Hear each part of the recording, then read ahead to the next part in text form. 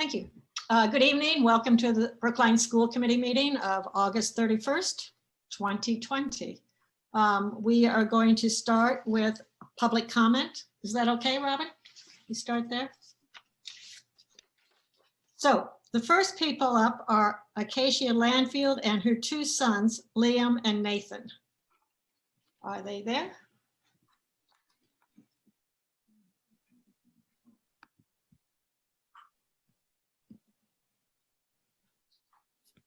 Acacia, are you going first?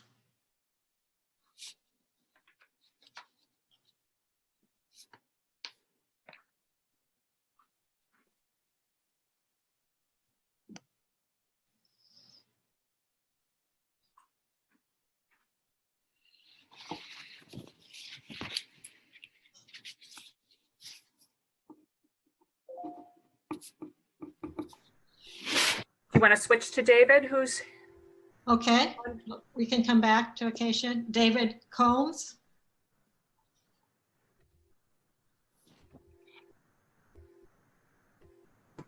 Can you hear me? I can, David, go ahead. My name is David Combs. I'm the dad of a rising first grader at Florida Ruffin Ridley School. I'm speaking to you today to share our sadness over losing still more school for our child. Our family, like most families surveyed in Brookline, wanted to return to an in-person or a hybrid plan to start the year.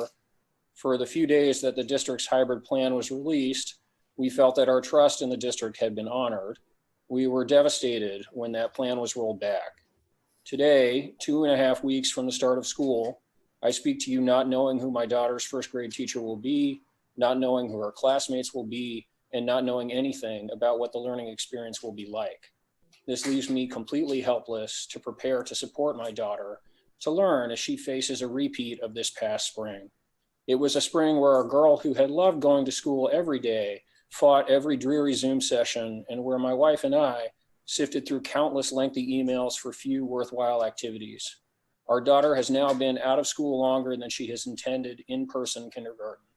It is heartbreaking that the district and our educators, who have spent so many years advocating limits on screen time, feel that virtual school is all they can offer us after having 6 months to prepare.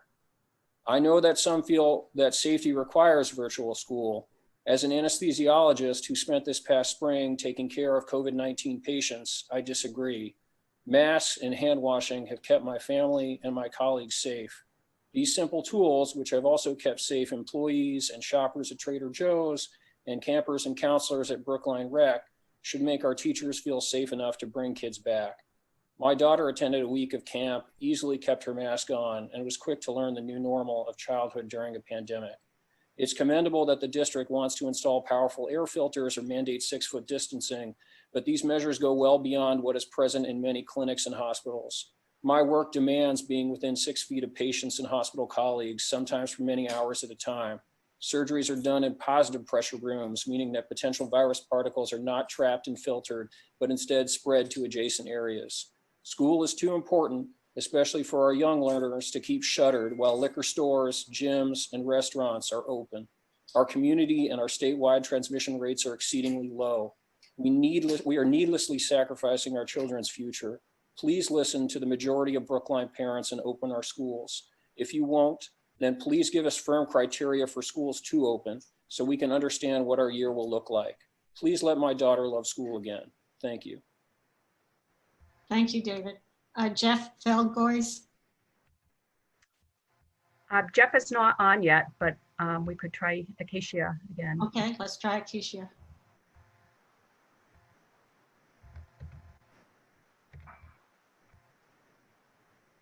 Hi, I apologize, I didn't get there fast enough before. Can you hear me? I can, Acacia, go ahead. Thank you. You're going first and then your sons? Yes, Okay. I'll just be very brief. My name is Acacia. My sons will speak after me. Just very briefly, I want to share 3 brief bullet points from the letter/petition signed by 831 people from around Massachusetts, including over 354 Brookline parents, that is being shared with Governor Baker and school committees from around the many towns around Massachusetts, which will appear in the letter in your email that I just sent. The 3 bullet points are: please establish a date and there's an asterisk, but a date for grades K-2 to be back in person full time. The asterisk being for pandemic resilient safety protocols to be satisfied. Number 2, establish a date for each grade K-12 to return to in-person learning via hybrid or full-time in-person delivery model. And number 3, create school-based learning pods for families who may be hybrid all year, including fully remote students whenever possible. Families must have solutions to the very real problem of how to keep their kids safe and engaged when they are working. Massachusetts school districts must rise to and meet this challenge.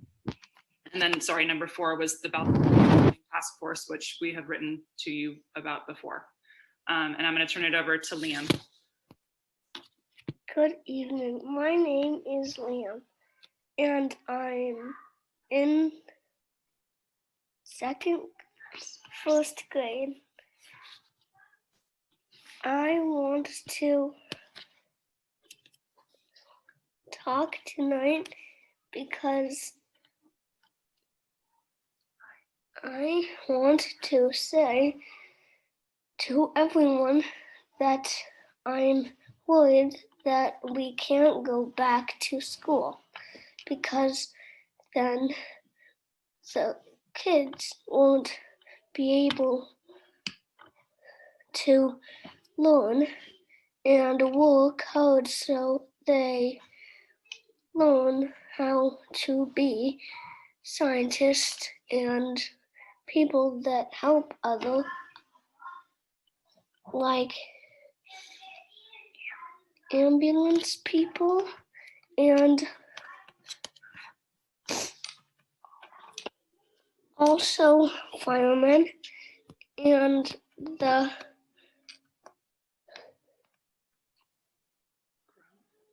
grown-ups won't be able to work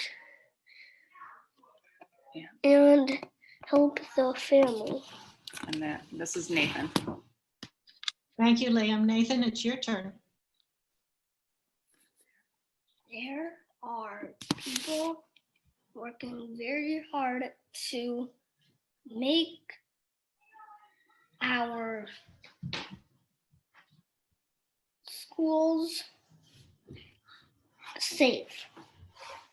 Everyone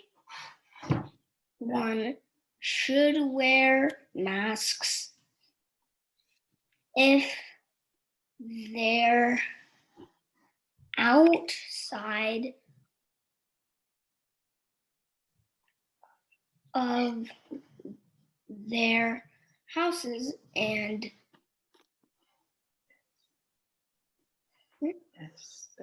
especially if they're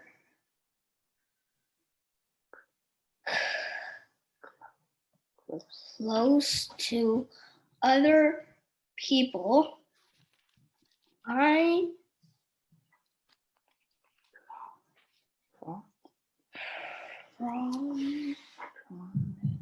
promise that I will always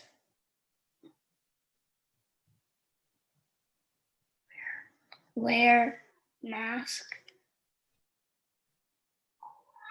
always at school and outside of my house. And I know my friends will too. I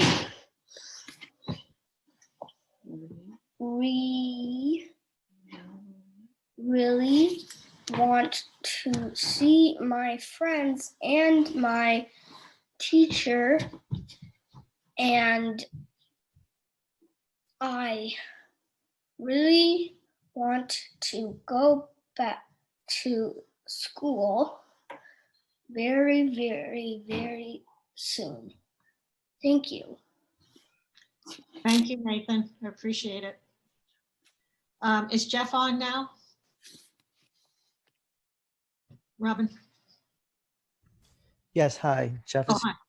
Go ahead, Jeff. Hi, this is Jeff Feldgois, 15 Windsor Road, Brookline. And I am parent of a Brookline High School soccer player. And I'm also on the board of the Friends of Brookline High School soccer. Now is the time for me to make the comment about that. Is that right? Yes, go ahead. This is public comment. So Okay, great. Thank you. So I wanted to speak to the committee's decision on whether to allow fall sports, and wanted to speak out strongly in favor of allowing soccer to happen this fall. It's an extremely important part of a lot of students' lives, and I believe that it's probably safer than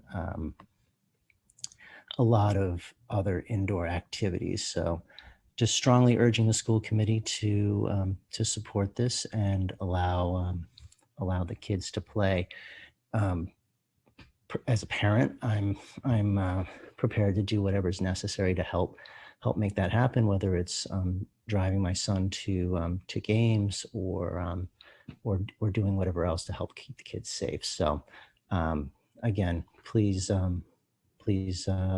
allow the kids to play. It's an important thing for their lives. Thank you. thank you, Jeff. I believe that's it for public comment tonight. So moving along, we're coming to the consent agenda. And so we have 2 past records and EEF grants and a remote learning technology grant to approve or accept. Can we do the minutes first? Maybe do them together? Do I You have a can, vote? if you'd like, you can take that all as one vote. Okay. Do I have a motion? We can ask questions in a minute, but do I have a motion to approve the consent agenda? So moved. Thank you, Helen. Do I have a second? Thank you, David. Are there any questions or comments? Sure, Mariah? I just have a question about the remote learning technology. I didn't see anything in the folder about that. Was there any documentation on that? Yeah, I saw it. Did others? It's a $7,000 grant, I think, from the state. Yeah, there was the request for grant acceptance, but I didn't see any backup documentation. Did I miss it? Oh, I see it now. It's behind that. Now I've got it. All set. Thanks. Okay. Any other comments or questions? I'll take a roll call then. Andy? Yes. Barbara? Yes. David? Yes. Susan? Yes. Jennifer? Yes. Helen? Yes. Mariah? Yes. And I vote yes as well. I would just like to take a half second to publicly recognize Robin yet again. When you read through the minutes, they're just incredibly detailed and accurate and really reflect all the deliberations we've been having. So Robin, thank you so much. It's a tremendous help and you do a fabulous job. So I just wanted to give you a shout out because I think you've earned it. Please, Ann. Okay, we're going on to the update on the reopening and special education and the population that will be coming back early on. And do I turn it over to you, Jim? I can start. Karen? Okay. Yep, I can start. So I'm just going to share my screen, and there are a handful of us that will present tonight on our reopening updates.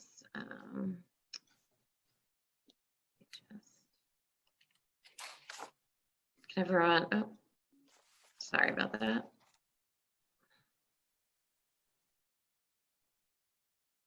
Okay, everyone see my screen? Great, thank you. Okay, so tonight we're just going to give you some updates on reopening as well as some information about special education and how those students will be serviced, as well as our students that we were previously calling most vulnerable, and those students who are coming back into the buildings along with our kindergarten students on the 16th of September.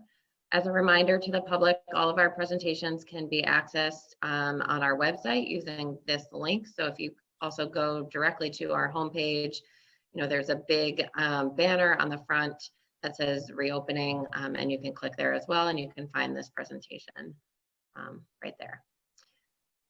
So our agenda today will update you on some health and safety, including classroom cleanliness. Our operations team will review some of the work that's been going on with transportation as well as food service.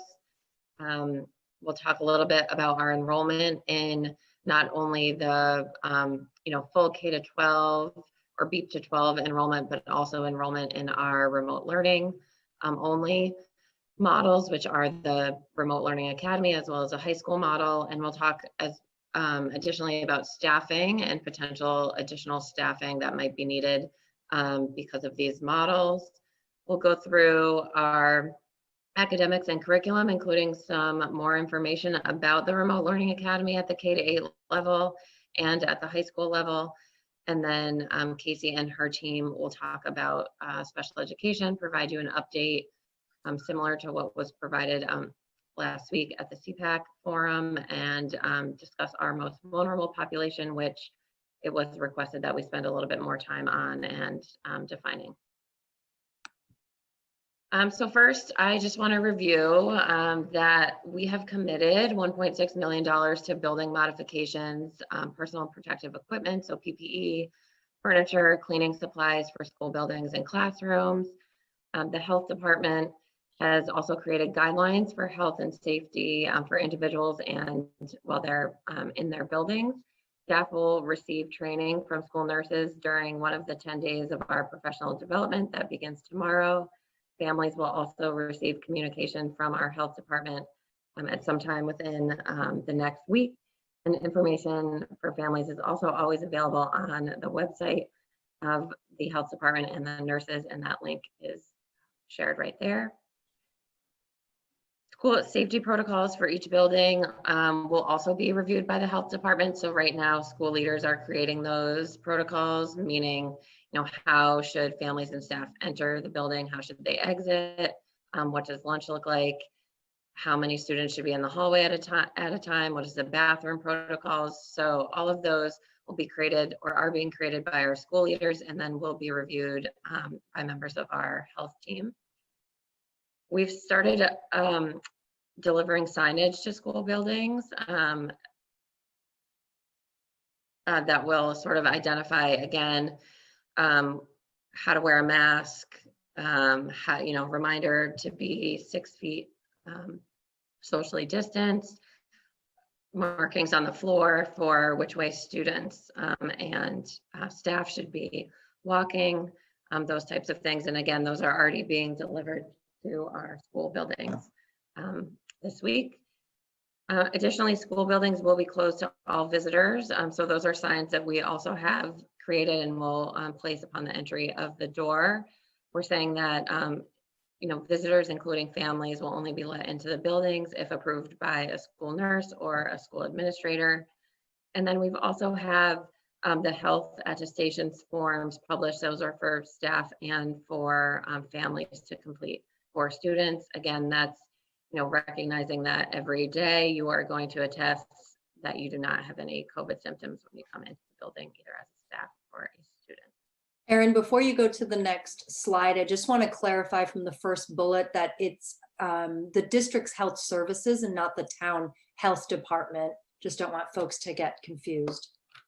Great, thanks, Casey. Yeah, so I put in PSB health department to try and help clarify, but yeah, just to reiterate, it is our own internal PSB team. And now I'm going to turn it on over to Matt or Mary Ellen to go through the next couple of slides around cleanliness, operations, ventilation. All of this. Yeah, I'll just lead off and then Matt will pick up after this slide. But what you're seeing is a display of a variety of the PPE that we have ordered and on hand. And I want to acknowledge the operations team under Matt's leadership, Matt Gillis, our Director of Operations, his leadership, as well as his team of King, Ed Clancy, Lindsay Chapin in his office, the food service team, Evan Schwartz, our transportation coordinator, who are all sort of behind the scenes, as well as our custodians behind the scenes, really kind of gridding our buildings together and working with support from Charlie Simmons, our Public Buildings Division Director. So with that, I'm going to have Matt lead off on operations and what's happening there, starting with our buildings, and then giving you a preview of where we are with food service. Okay, thanks, Mary Ellen. If we go back on the last page, I'll just go over quickly with what we have there from left to right. We're going to supply some more bottles of small pump bottles of hand sanitizer, paper towels. That is a face shield there with the little white flag on it and the blue strip going across the top. There'll be hand soap dispensers in all the classrooms that actually have a sink. Right beneath that are alcohol wipes for people that want to disinfect that way. Box of gloves, or a couple of boxes of gloves. There's a box of children's size face masks, that'll pretty much be for 5th grade and below. A box of adult size face masks.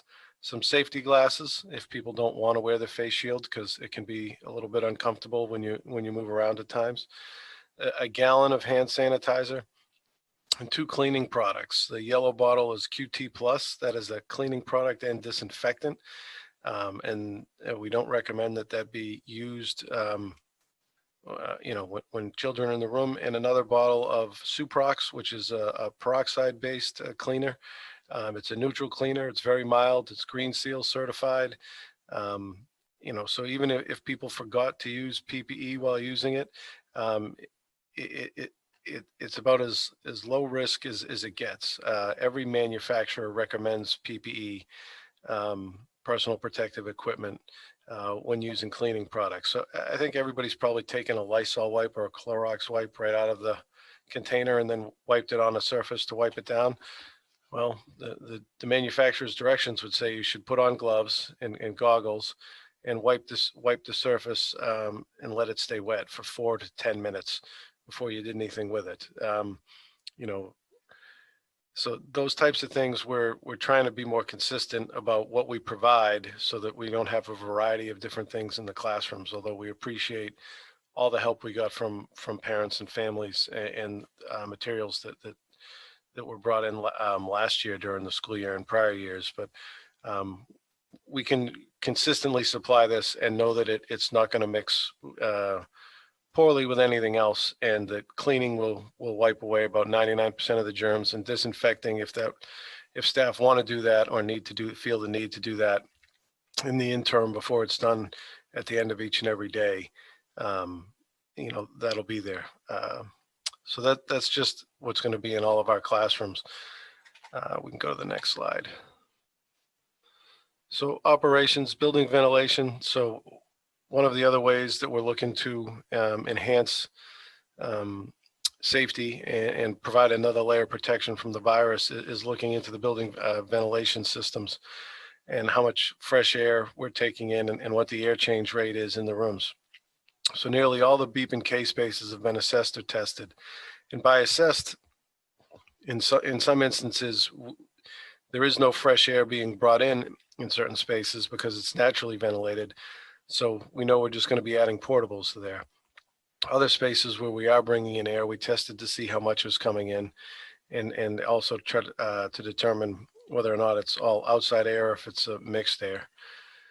We have portable air purifiers on hand. We have 246 of them.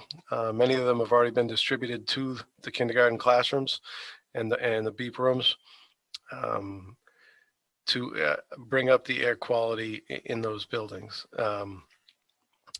And Beep at Beacon has been upgraded to MERV 13 filters per the landlord. We just need to verify that. We're playing a little phone tag, but otherwise those spaces have all been looked into and assessed and the air change rate in those spaces when students come in on the 16th will exceed 4 air changes per hour. It could be more than that. Not all spaces are exactly the same. I think folks understand that the mechanical equipment in a variety of different buildings and rooms of different sizes, it's not always exactly the same everywhere, but it'll be well enhanced from what it was. That, along with social distancing, wearing a mask, more frequent cleaning, more frequent disinfection of the surface spaces and touch points, more frequent hand washing and hand sanitizing. All those things are part of the equation to helping us have a reopening that we believe is going to be sustainable. Next slide. So we talked about cleaning protocols a little bit.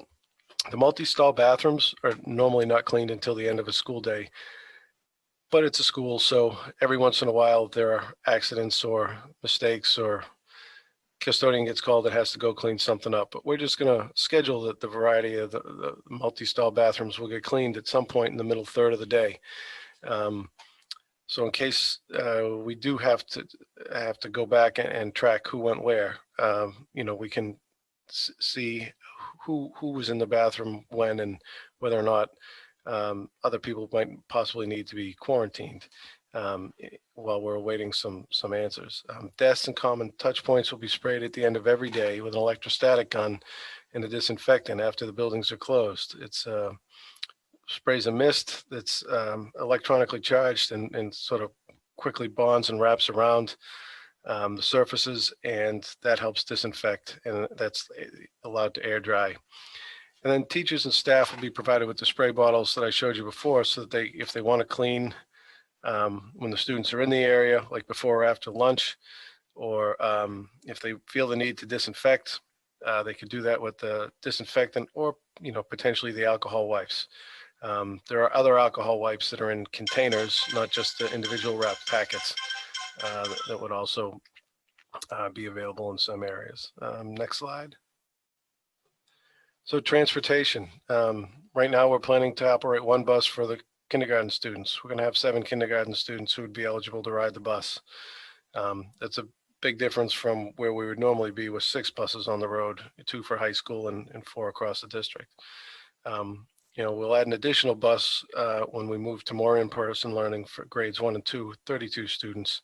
And then transportation is estimated to 15 to 20 vans for our in-town vehicles.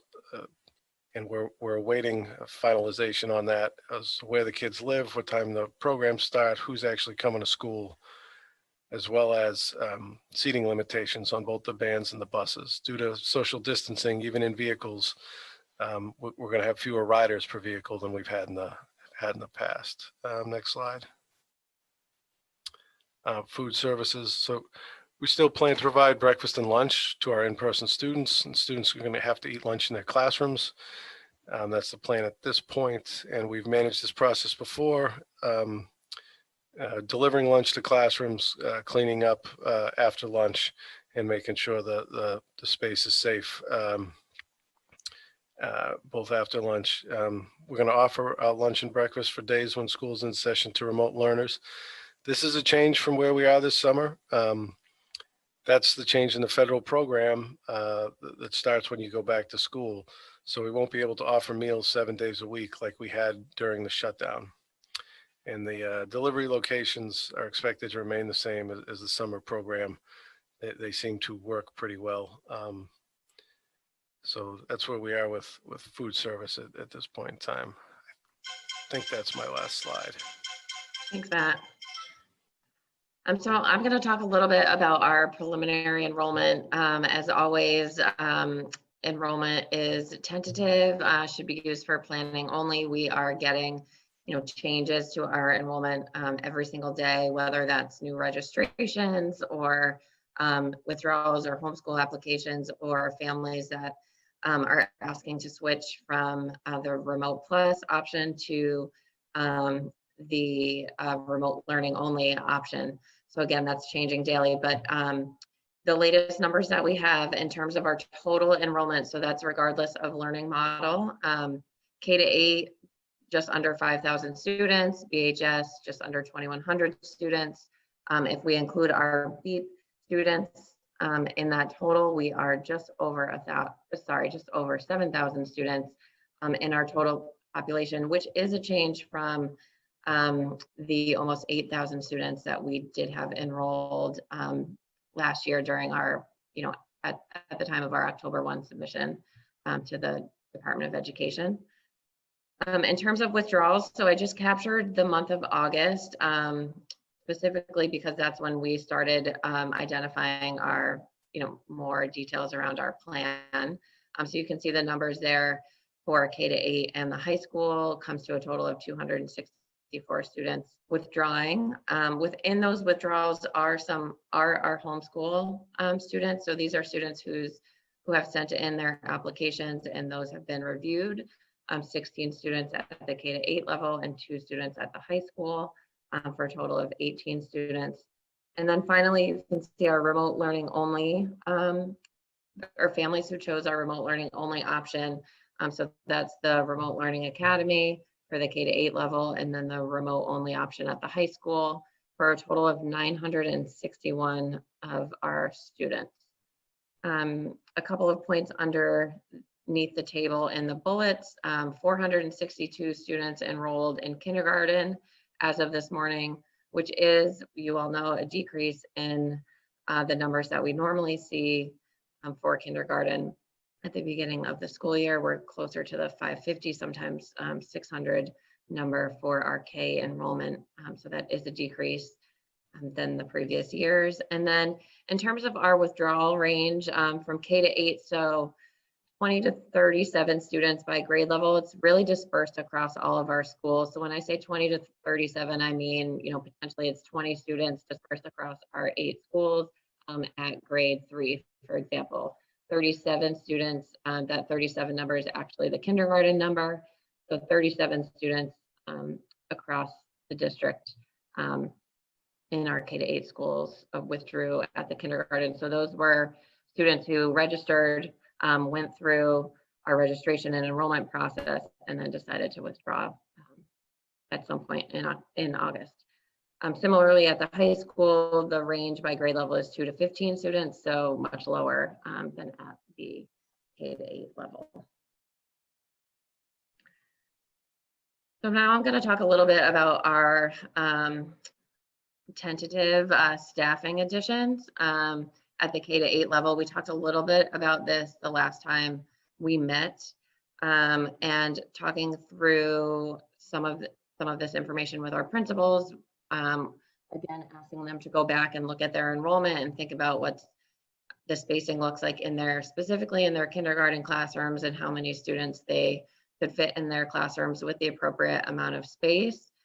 We will need approximately 12 teachers and 12 paraprofessionals additional to accommodate that 6-foot social distance requirement for our K-8 schools in kindergarten. So some schools need 1 additional classroom in order to maintain that 6 feet of social distance, and some of our schools need up to 3 additional kindergarten classrooms. So that's a teacher and a paraprofessional. Now, this could mean that we transition current staff that have kindergarten licenses to those particular classrooms. So potentially not hiring 12 additional staff, thinking about what licenses we have in different staffing throughout the district, like coaches or specialists, for example. But in terms of what we need for additions, those numbers are there. The second bullet point identifies what might need to happen for specialists. So art teachers, PE, wellness teachers, world language, music teachers.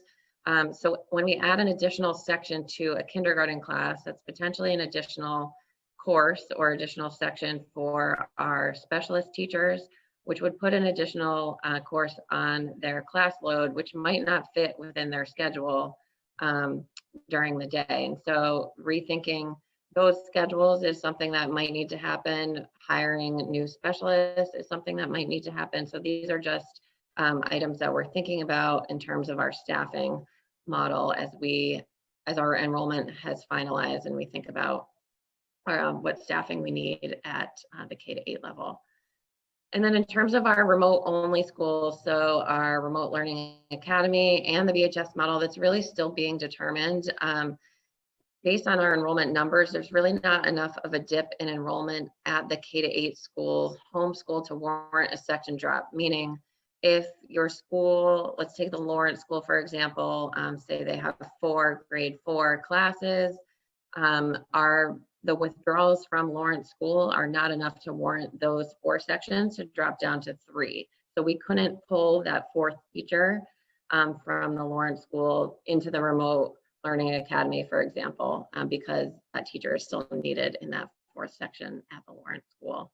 So that's what that last bullet point there indicates. If staff are moved from the K-8, or sorry, moved to the K-8 remote learning academy, it might require additional staffing at our home school.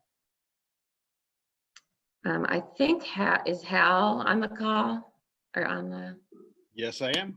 Awesome. Do you want to kind of talk through these potential additions at the high school level? Sure. Thank you. With the caveat that this is quite a draft at this point, so you know, the ask is going to evolve as we get more information, as Erin was saying, about the numbers, about withdrawals, and as we finalize and get better information about how many students will be in remote.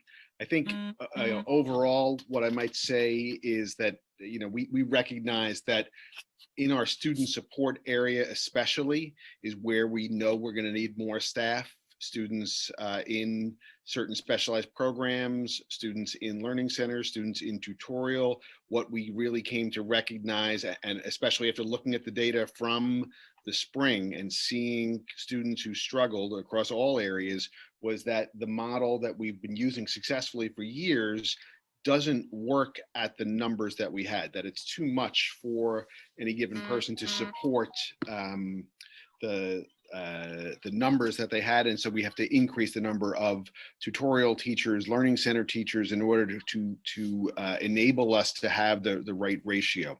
You know, one teacher pushing in to try to support 10 kids, 8-10 kids at a given time in one of those programs in an hour on a Zoom call is not enough, doesn't reach the 10 kids. And to really support these kids, the kids who are at who struggled the most in remote, we need to increase that time so that we have the specialist pushing in and having, even if it's just, you know, a period of 20 minutes over a given day with a student who's struggling, that 20 minutes with someone who can assess the situation and help that student focus on what's important, it makes all the difference. And you don't get that 20 minutes when we have the larger classes. So some of this, as you see, is specifically looking at how we can increase sizes for increased numbers of learning center support. It's also about increasing Teacher and Bridge Alliance, because in that room, which we moved very successfully over to Old Lincoln School. I don't know if everybody's seen this space, this beautiful model apartment that we created downstairs on the ground floor of Old Lincoln. The reality is these students who came over the summer, many of whom came over to Riffin over the summer, they are also coming back, and we just don't have the space where we are. So we really are setting up a second classroom in there because of spacing requirement. Many of these students come with paras, and we just don't have the ability to do a 6-foot spacing in any semblance in the lovely space that we've created. So we're going to have to rotate kids through the different rooms there, and therefore we're going to need a second teacher. And also for some of our students, we recognize that we need additional support with remote. That while we have what we think is a really coherent model for the 10%, the 12, 15% of kids that are opting into remote, we believe that the remote model we're creating for when we go into hybrid is going to work really well. But for some kids, we know that they're not going to be able to engage in the small groups or in the specialized programs, and therefore we need additional support for that. I don't know if it's going to be 4.0 FTEs. That seems a bit rich. But that's part of it. The other half of what we're looking at is what we're calling BHIP, Brookline High in-person, BHIP. And for BHIP, what we're looking at is a way of bringing in kids who are the kids that we want to make sure have a robust learning environment for remote. And again, it's predicated on our study of what happened to kids in the spring and the grades and kids that did not succeed in the spring. And therefore, we know that these are kids that we want to bring in. We'll be doing this over at the Old Lincoln School, and we're going to bring kids in. We're going to provide computers, of course. We'll provide a great wireless service. Of course, we'll provide breakfast. We'll provide lunch. We're also then going to provide the support of in-person tutorial teachers, in-person library service, in-person, we just had a meeting today to try to bring in a live elective class, live wellness class for them, and also then time to be supported while they are also doing the remote work. Again, these are kids that failed 3 or 4 classes, or in some cases in the spring, and we don't want to repeat that. We just can't have a repeat of that miss that happened in the spring. And so we came up, a team of people working at high school came up with this idea, and we're going to push in a really robust model based on the tutorial model. We're going to build we'll have a coordinator of this, the woman who will someone who will oversee the teachers in this and oversee what's happening with the kids. We're thinking we might want to push in a guidance counselor, and we're certainly going to need some additional paraprofessional support in order to make these rooms over at the Old Lincoln School work for us. Great, thanks, Al. I believe I'm turning it over now to Michelle.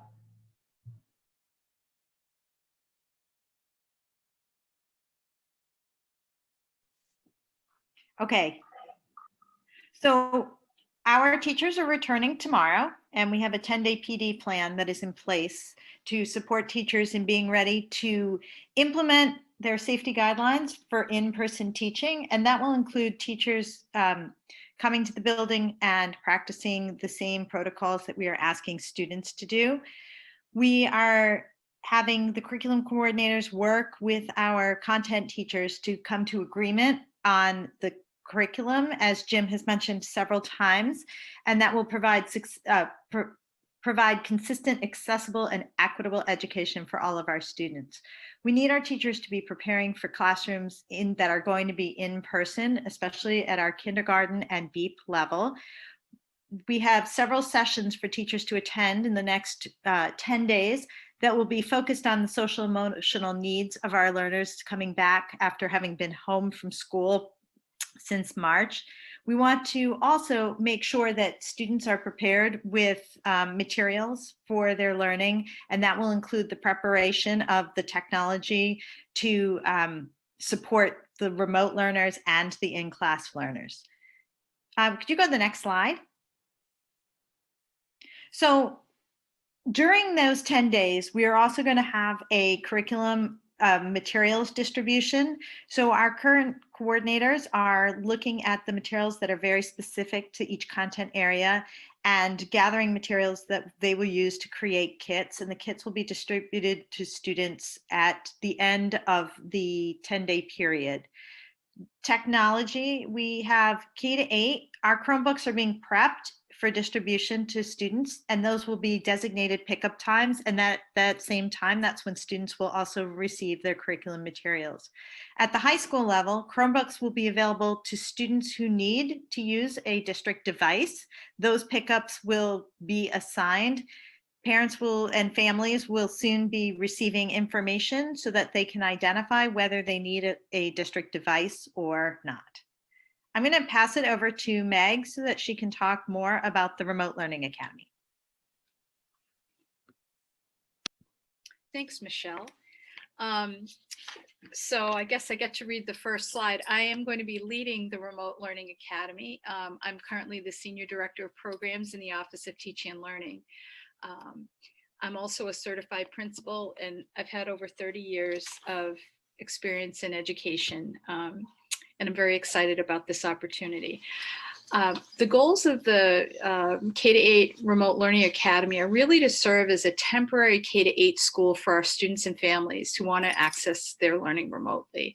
We recognize that students have a home school, and as much as possible, we want to represent that in this Remote Learning Academy, recognizing that these students and the teachers are really on loan temporarily and hopefully not for long as we deal with this pandemic. Our goal is to deliver the highest quality remote education to all of our students and provide our students with similar opportunities that they would have at their home school, except remotely. So for example, the schedule will be based largely on similar schedules that students have at their home K-8. They'll have physical education, music, art, special education, EL services, and different support staff based on student populations. I do want to just mention, to just get a little more clarity on what our demographics are in the school, which is very interesting. As of today, we have 684 students registered for our K-8 Remote Learning Academy. 78 students are from our MECO program. 65 students are from our Steps to Success program. 180 students have special education plans, and we have 88 English learner students who are enrolled in the program. Again, to the maximum extent possible, we want to provide our Remote Learning Academy students with connections back to their home schools. And the school schedule will really be dependent on the staffing that's available. Next slide, please. And then I'm going to turn this over to Hal to talk a little bit about the Brookline High School remote learning model. Again, this is similar to what we talked about last time. We still are confident that we're going to make this model work. Where again, we look at for the high school and high school kids, we look at remote learning as part of what is going to be happening in a hybrid model. So we'll have, and we are working now to divide up students into two different cohorts that will rotate parallel to the K-8 model in a hybrid world. And at that same time, we are confident that our teachers will be able to deliver instruction to students in the remote world at the parallel to what they're doing for students who are in front of them in the class. So for most students, as I described last time, we have a kid in cohort A and cohort B, and while the cohort A kids are in class, the cohort B kids are working on the same type of work.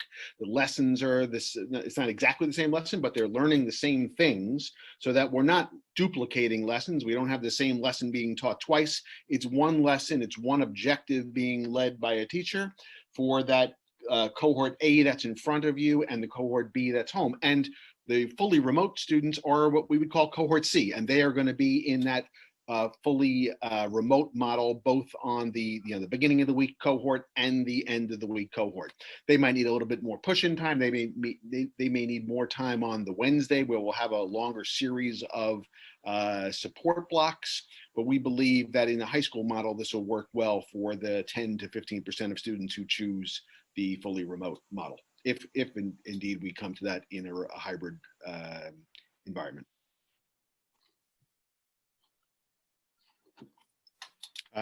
Yeah, same. I think I've covered all this. Oh, and then of course it comes the sports question, which I'm sure you all have been receiving lots of questions on, as have we, and specifically about the eligibility of students in that remote world for athletics. And we are confident that we had a great meeting with Pete Rittenberg, our athletic director, and we are confident that we are going to, given the opportunity, present an athletics program that will certainly look very different than what people associate high school athletics with looking like, but will still be a meaningful and important part of the high school experience for the probably 900 of our kids, almost 50% of our kids who take who participate in BHS athletics. Great, thanks, Hal. I'm going to pass it over to Casey now. Great, thank you. So I invited the 3 special education directors tonight to speak to components of the special education program moving forward.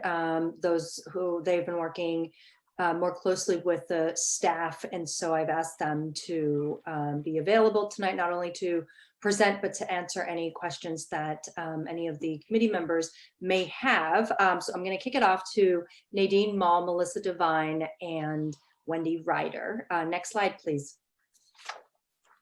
Alrighty, so I'm going to start with this one, and we're going to go back and just look at what has happened from the spring until June. Starting in April, the staff began offering synchronous and asynchronous learning opportunities for our students. Special education teachers and paras began supporting general education lessons and providing accommodations and modifications.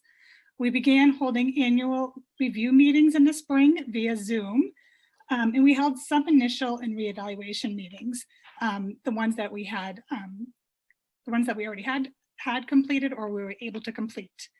And the directors began attending Commissioner Johnson's biweekly guidance meetings and disseminating all that information to staff. Next slide, please. In the summer, we had a very successful extended school year program. We offered in person for our sub-separate programs, both at Runkle and Ridley School. And we had a robust remote learning for all of our other extended school year students. We began working on some of the spring evaluations that we were not able to finish in the spring. So over the summer, students were able to come into schools and we began those. Some special education teachers attended the summer PD on social emotional learning and executive functioning. And then directors have been working and partnering together to prepare for the fall in-person and remote learning and what the IEP service delivery is going to look like, and accommodations and modifications, both in person and in a remote. And Nadine's going to take over where we are now. Okay, so here's kind of an overview of what people can expect to see in terms of special education between when students come back and the end of December. At the beginning of the year, families can expect to have contact with their team facilitators and or liaisons to look at the spring remote learning plans and discuss how that went and also how services will be delivered this year. We know that this year there will be direct instruction on the IEP goals and objectives, and that will match the IEP grid. So students will receive all of the services on their IEPs.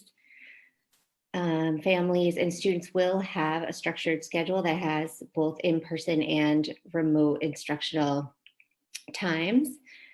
We will continue to hold virtual IEP meetings, and we'll be catching up on the backlog of our outstanding testing while also working on the new initial and reevaluations that we have to do this year. And IEP teams will be identifying students who need recoupment and recovery of skills through tiered interventions and compensatory services. So if you go to the next slide, please, I will talk a little bit more about that. So to summarize what's on this slide, in order to determine which students will require COVID compensatory services, the IEP teams are going to be looking at several data sources. And those sources include reviewing where students were with respect to their goals at the time of their last progress report, looking at what services were provided and what the student accessed during the school closure, seeking parent input about the student's progress during remote learning, using data from extended school year if the student attended, and using data that is going to be collected during the first part of the school year to see where students are now with respect to their IEP goals. So after reviewing all the data, the teams will determine what COVID compensatory services the student may require to recoup what was lost during the school closure. Those services might be be provided during weekend and vacation learning opportunities that we have a grant to provide or through other means. And when teams are looking at what services might be needed, they might also, if they suspect a new area of disability or suspect that new services are needed, they may initiate an evaluation to see if there is another area of disability and what else might be required. Next slide. I think Casey's taking over here. Great, thanks Nadine. So when we last met, we had presented to the community an expanded list of high needs students, and these would be our most vulnerable population of students. We did look beyond that to other groups and determined that we could and should widen the circle given what we know about our students and our families. So in addition to the groups of students listed here in the first 3 bullets, and these are students with IEPs that indicate that they are high needs. We have English language learners with high needs also, and students who are coming from households that are housing insecure. We have expanded the group to include high schoolers with multiple failures from the spring, and this is the program that Hal spoke to earlier, BHIP, which is the Brookline High in person. Again, still many other details and logistics to think through, but certainly not a group that we wanted to exclude. And then the next group of students to include are those in grades 1 to 8 who are part of the materials fee program. And for those who are not familiar with that, these are current PSB students who are children of town employees.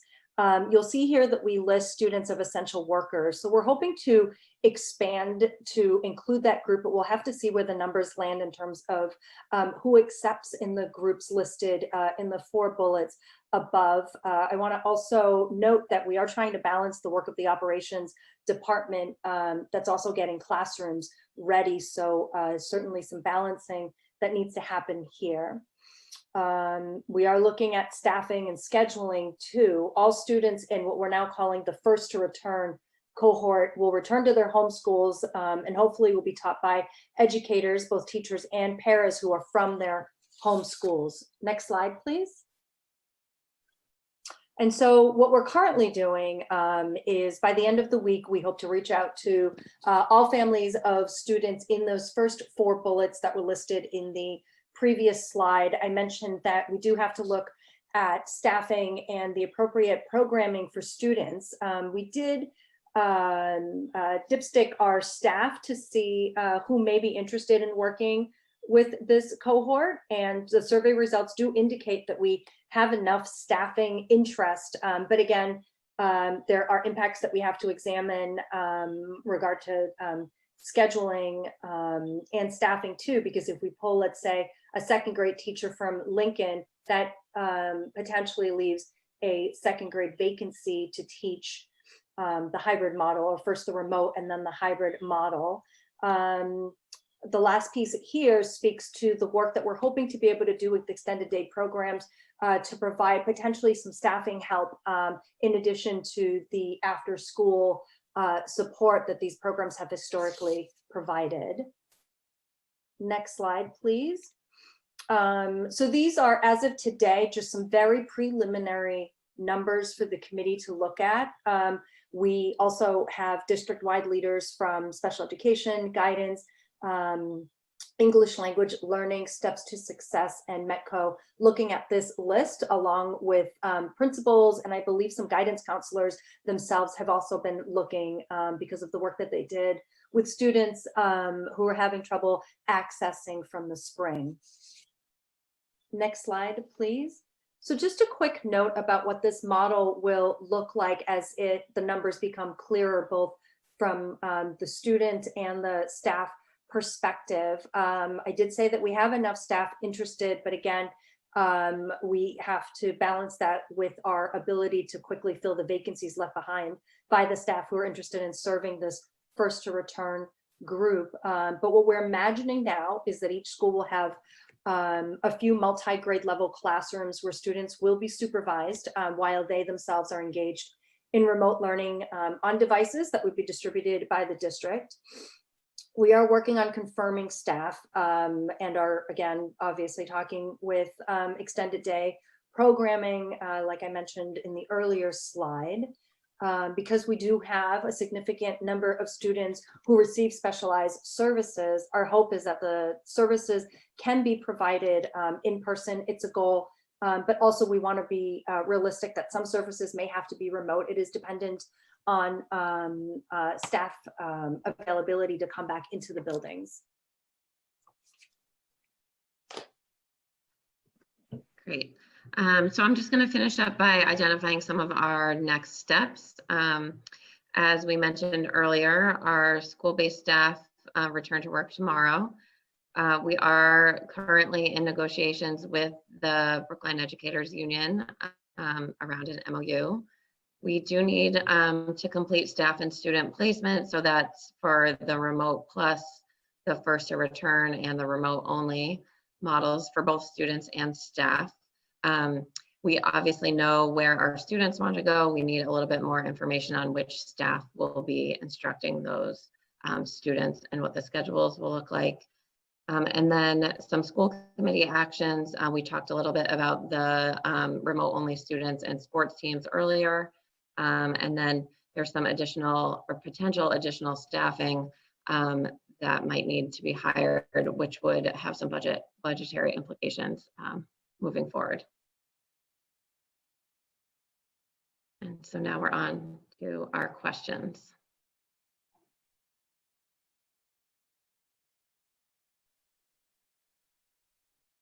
Oops, thank you. There's a lot there. So I'm sure there are lots of questions. So we'll just go through and have people ask, and you get your turn, and then we'll make sure everybody has the first turn before we go to the second round if we need to. Who would like to go first? Jennifer.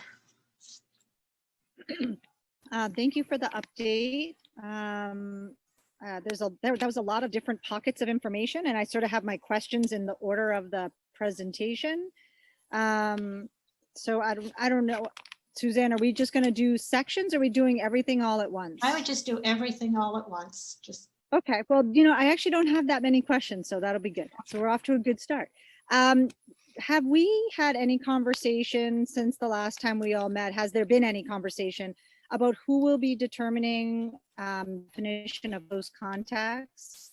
My concern is that the language that I've been hearing is that it's possible for someone to be in a room for hours with a group of students, and then because they had masks on or they were a certain amount of feet away, if someone contracts COVID, that they would not be considered a close contact. So that continues to be a concern for me. And I know that the last time I heard it was going to be the town of Brookline's public health, but I want to keep it on the school committee radar that I think that we need to discuss it. And I think that families really need to understand before the start of school what the parameters are, because I do think parents would expect to be notified if a student in their child's classroom contracts COVID, that they would be notified. But under the DESE guidelines, they would not. And so I think we need to talk about that. I'm not comfortable with that as our guidelines for Brookline, but that can be for our discussion, but I want to bring that up again. I want to also thank Matt and his team for the work on the ventilation and the individual testing of rooms and spaces. I think it's really important for the health of our students and their caregivers at home who are taking care of those students. And I really just appreciate that and the effort put into that. I think that it will help us to keep schools open, and that's really important. I don't want us to rush in. You know what? I guess this is a comment and maybe not a question.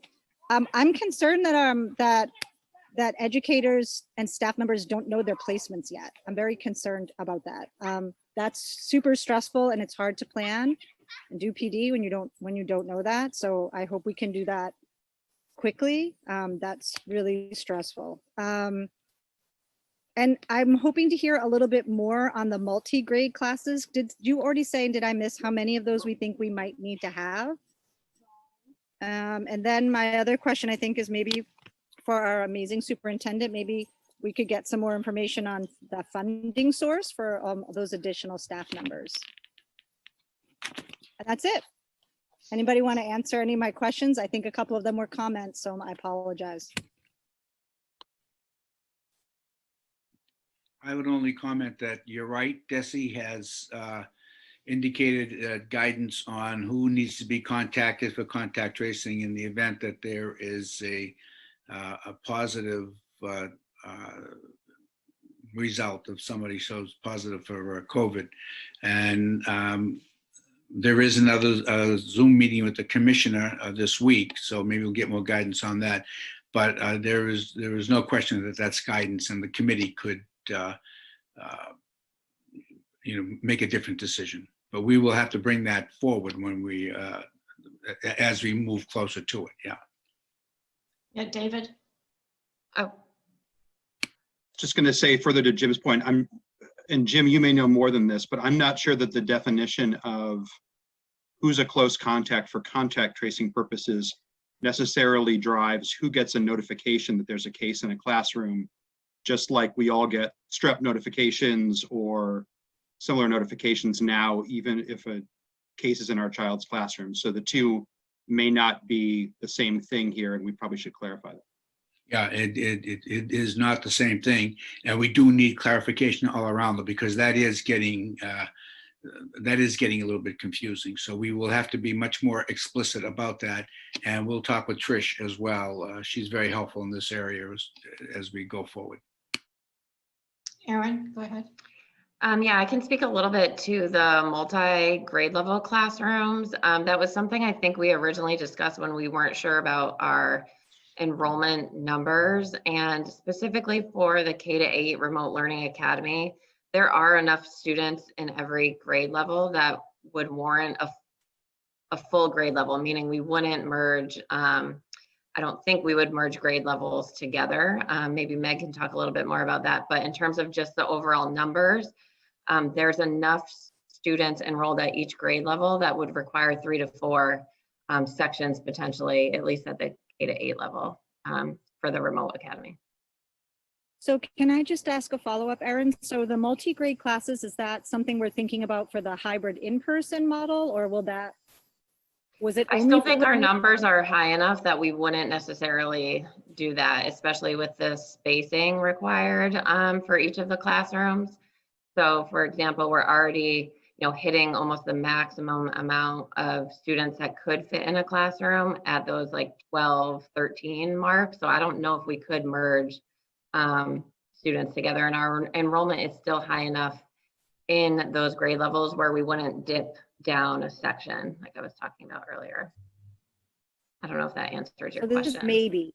The multi-grade classes are maybe then. We don't actually know if we need them? I don't think we do based on our enrollment numbers. Okay, that's good. That would be good if that holds true. I think that would be good. Thanks, Jennifer. Who else would like to ask questions or make comments? Making comments is perfectly okay. Yeah, Barbara? This is just a follow-up question. When school actually starts, we always have new people arriving, new enrollment, etc. What have we done to plan for this? Because as I understand this, during a normal school year, this is very fluid. You can always take one more child into a classroom without any major problem. But that's not necessarily the case this year. And what are we planning to do about new arrivals that we had no idea were on the horizon? I can talk a little bit about that. So our registration and enrollment team definitely keeps track of all of the numbers of students per grade level and per section to see, in normal years where students might fit, right? When they come in to register after the school year begins. I will say that some of our principals have already thought about that, especially at the K level. So when we're adding those additional sections, there will be some room in those additional sections for students, at least at the kindergarten level, that would be coming in after the school year begins. That's one of the reasons actually why a few of our schools are requesting that additional section, because they're right at the cusp of the number of students that could fit within a classroom. So if, like you're saying, Barbara, if one more student enrolls, where would we put them? So that's one of the reasons, again, that we're adding those additional sections. For kids in grades 1 through 12, for example, I think, again, we will have to see what our enrollment looks like and our spacing in our classroom looks like when the school year begins. My sense is that there will be space for 1 or 2 additional students per class. But that's all going to depend on how many, whether those students are going to opt for the remote learning academy, opt in person. It's kind of hard to plan for things that are a little bit unknown. For the high school, if I can add, and I should have noted this earlier, the number of withdrawals that were on the sheet before when we looked at enrollment is a little bit higher than I would usually see over the summer. What we're not seeing is the corresponding rise in students moving into the district. We are not getting that number that we usually have. Usually we have numerous students stacked up now that we're getting ready to test and place in classes. We don't have a very large number. It's a significant drop off from what we usually have, but for the ones that we do we are scheduling virtual sessions with our math chair and world language chair to do adequate placements. Those are normally what we would do in person to have those exams to place kids in classes. But whatever we have to do for the smaller number of kids this year, we will do almost entirely virtually. I'm also curious about what we're doing about substitutes, because it is possible that teachers will get sick. And do we have enough substitutes on our list, or have we even talked with substitutes about whether they're willing at this point in time to either come in or to work online? And are we doing any training for substitutes who might have to take over for, say, online teaching and might know nothing about it?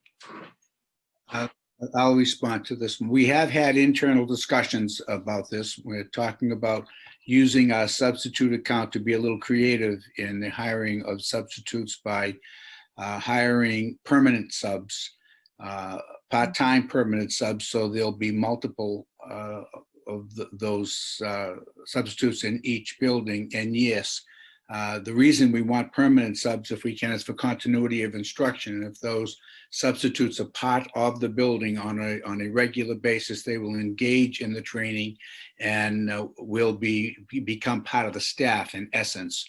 So they would more easily be able to fill in as a substitute. And we're looking at that, and we've been talking about that a little bit, but we clearly need to now make a decision and bring it to the school committee. But we have had that discussion, the beginnings of it anyway. Just to add one more thing, I want to thank you for you and your entire staff for all that you are doing. When I think about this, I think it's so overwhelming trying to prepare for this school year without knowing everything we need to know. And I think you are doing a fabulous job. So keep it up. Not to think about it too.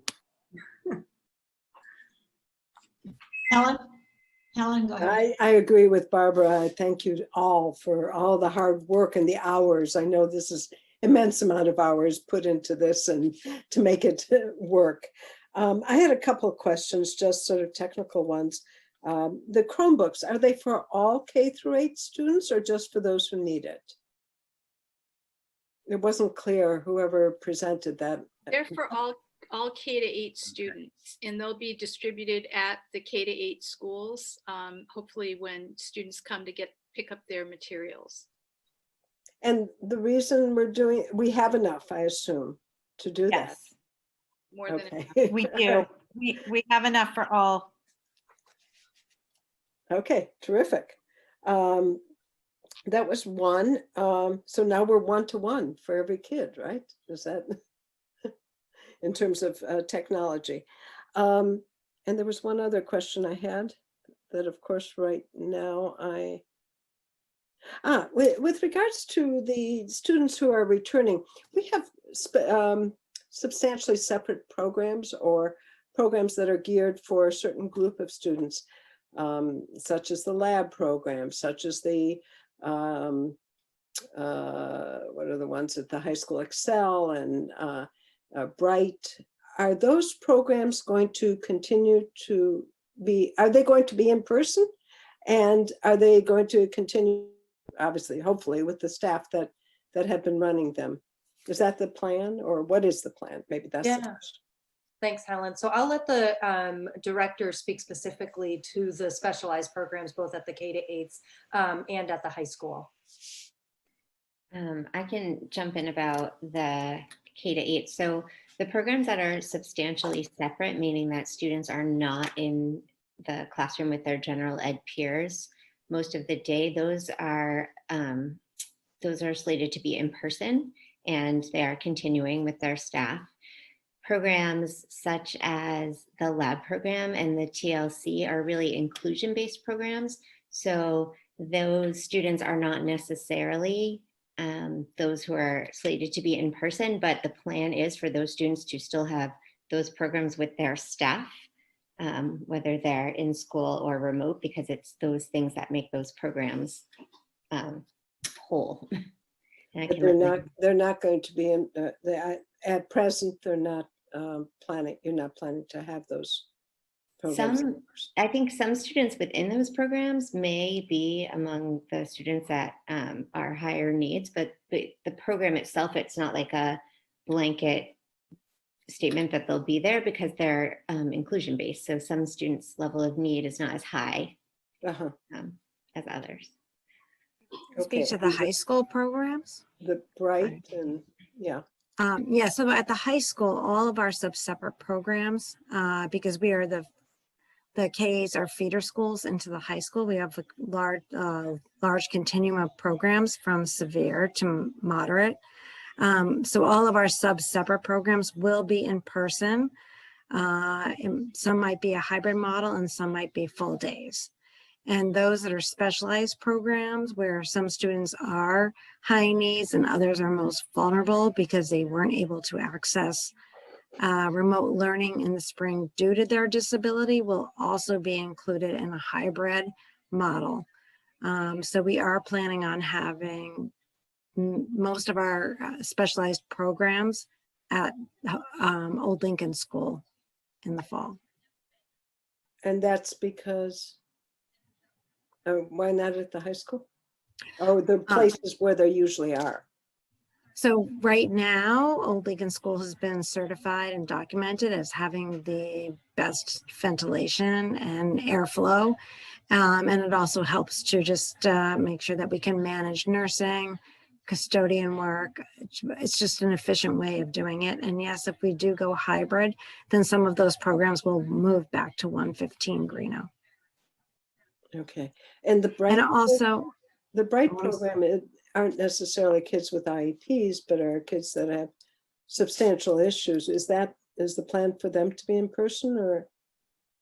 That's run by Brookline Mental Health, and I know that they will be running a program. I'm not sure if it will be in person or remote, but I do want to mention that Winthrop House, which is at the Baldwin Building in Chestnut Hill, has also been certified, and they will have an in-person program as well.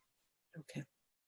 And then Melissa, can I just put you on the spot a little bit to just speak to the ALC and RISE? Sure. So they will also be in person and with the staff. There are also a number of students in those programs. For various reasons, families have chosen the remote learning academy. And so we will have those programs also hopefully staffed by our RISE teachers, ALC teachers, working in the remote learning academy. We had them in the summer. We had students in person and online in the summer, and it worked really well. Okay. Thank you. Thank you, Helen. Who else has Comments, questions? Sure. David and then Andy. David, go ahead. All right, so I have a few questions. So first, what is the timetable for determining the staffing needs for first to return? Because obviously this would have implications on staffing for those who are at the remote academy and for grades 1 through 8. Ben, Oh, I sorry. don't know if you can answer that first, and then I'll get to subsequent questions. Sure. Yeah. So ideally, we would have staff committed by the end of this week. So we're working very quickly. So I sent out a survey I mentioned last week. And when I last checked today, we have about 160 educators who indicated interest. What I'm not sure of, though, is how this potentially might intersect with the work that the negotiations team is doing with the BEU in terms of having staff come back into the buildings and an MOU. Okay. The next question relates to special education. Have there been any changes to who is going to be considered eligible for being first in the first to return cohort for those on IEPs? My understanding is that at prior presentations, it would be anyone on an IEP where 70% or greater of their time is spent outside a general education classroom. Has there been any deviation from that, or is that still the plan? So in terms of deviation, I guess I could say that we've had other folks look at this master list of students who we polled, and if these folks being principals and district-wide leaders from the different areas and programs I mentioned earlier, take a look, and if there were students of concern who they had some background information on were not listed on that PL3 list, then those students were added. Okay. And then also a staffing related question. So there was a lot of discussion in today's presentation about the need to solicit parental input and also understand where children IEPs are currently standing as we head into the fall. What are going to be our staffing needs in order to facilitate that process? Yeah, I'll let the directors speak to that because they already have some ideas in terms of what that process would look like. Sure, I can speak a little bit to that and I'll defer to my other directors. But the ETFs, the educational team facilitators, have been back to work the last week. And so they have been compiling lists to work with their liaisons to start reaching out to families to get feedback about how the experiences were in the spring for remote learning. And then also to start taking data on any kind of progress that was somewhat limited, whether or not that, and the recoupment and the time of recoupment. And then we'll be talking about the recovery services that Nadine spoke to that will be happening in the fall, be it during the school day or weekends or vacations. Is this something that can be done with the staff that's already available, or do you think we need additional staff or reassignments of others? I'm just worried about the timing of all this. Well, I can speak to that a little bit. We do have the benefit of having the next 10 days. You know, normally staff are coming back and have only 2 days before students come. These really are conversations that need to occur with staff who know the families, know the student. Will we need additional staff to maybe help with, I think we've talked about it amongst ourselves to maybe help evaluate students because of the backlog. I think that's where the additional need would come. Okay. And I have a question related to the high school and athletics. What is the recommendation for eligibility of remote only students and those who are being homeschooled for participation in athletics? Do we have a recommendation on that yet? We will have a recommendation. I think, is that on the agenda this evening? Yes, it is. We're going to talk about that separately, David. That'll come up after this conversation. If you could just hold that for a moment and then we'll get to it. Then my next question is, where do we stand in terms of scheduling for K-12 for outdoor activities? Has that been further fleshed out? I don't think. So I know, oh, sorry, Jim, go ahead. You probably have more information on it than I do, Casey.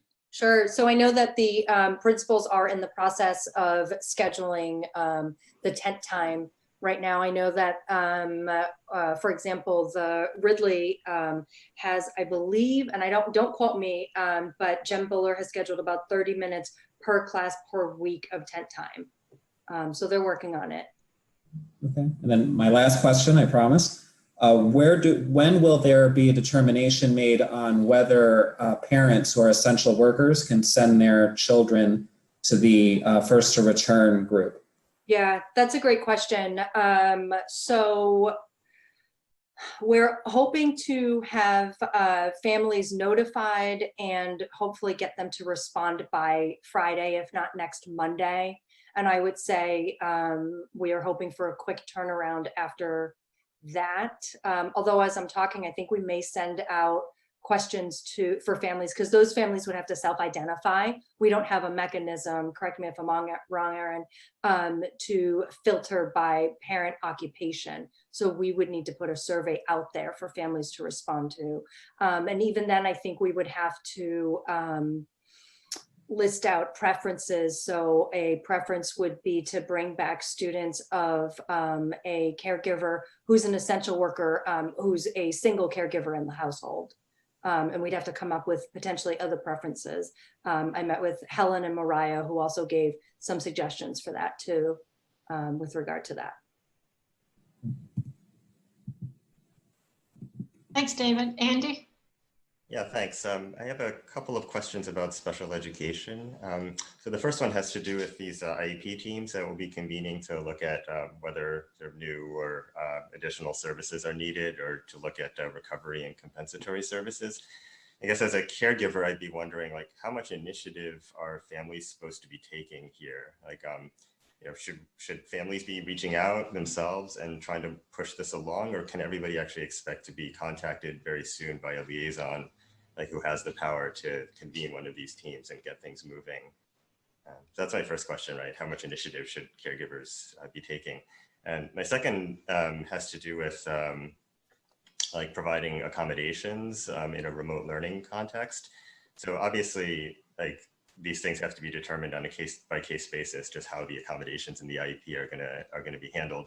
But dyslexia in particular strikes me as something where like it obviously affects a person's ability to access a remote curriculum, and B, like it might make some sense to have a district-wide approach, at least as a baseline. So I'm just wondering what the thinking is just on that topic. Thanks. I can talk about the first part about in terms of how much initiative. So the data gathering is going to happen no matter what, and the review is going to happen no matter what. Parents, so kids who are most vulnerable, we have to have had these team meetings by the middle of December in order to determine what, if any, services they need for recovery and recoupment. Not all students are going to need them. So if, you know, time is going by and parents are wondering if their student is among those who would need them, I think the first thing to do would be reach out to your liaison, your special education team leader, or your provider, just to say, hey, what data are you collecting? What do you know, where do you think things are going? But we will be initiating those meetings definitely for the students who need those services. So that's the first part. What did you mean about the baseline district-wide approach? Can you say more about that? Sorry, yeah, I wasn't that clear about it. It's just, you know, clearly everything has to be discussed on a case-by-case basis, but I'm just wondering whether there's some kind of, like, you know, unified approach to handling sort of the way dyslexia could be a problem in just accessing remote learning, right? It's kind of an obvious thing that's going to be widespread.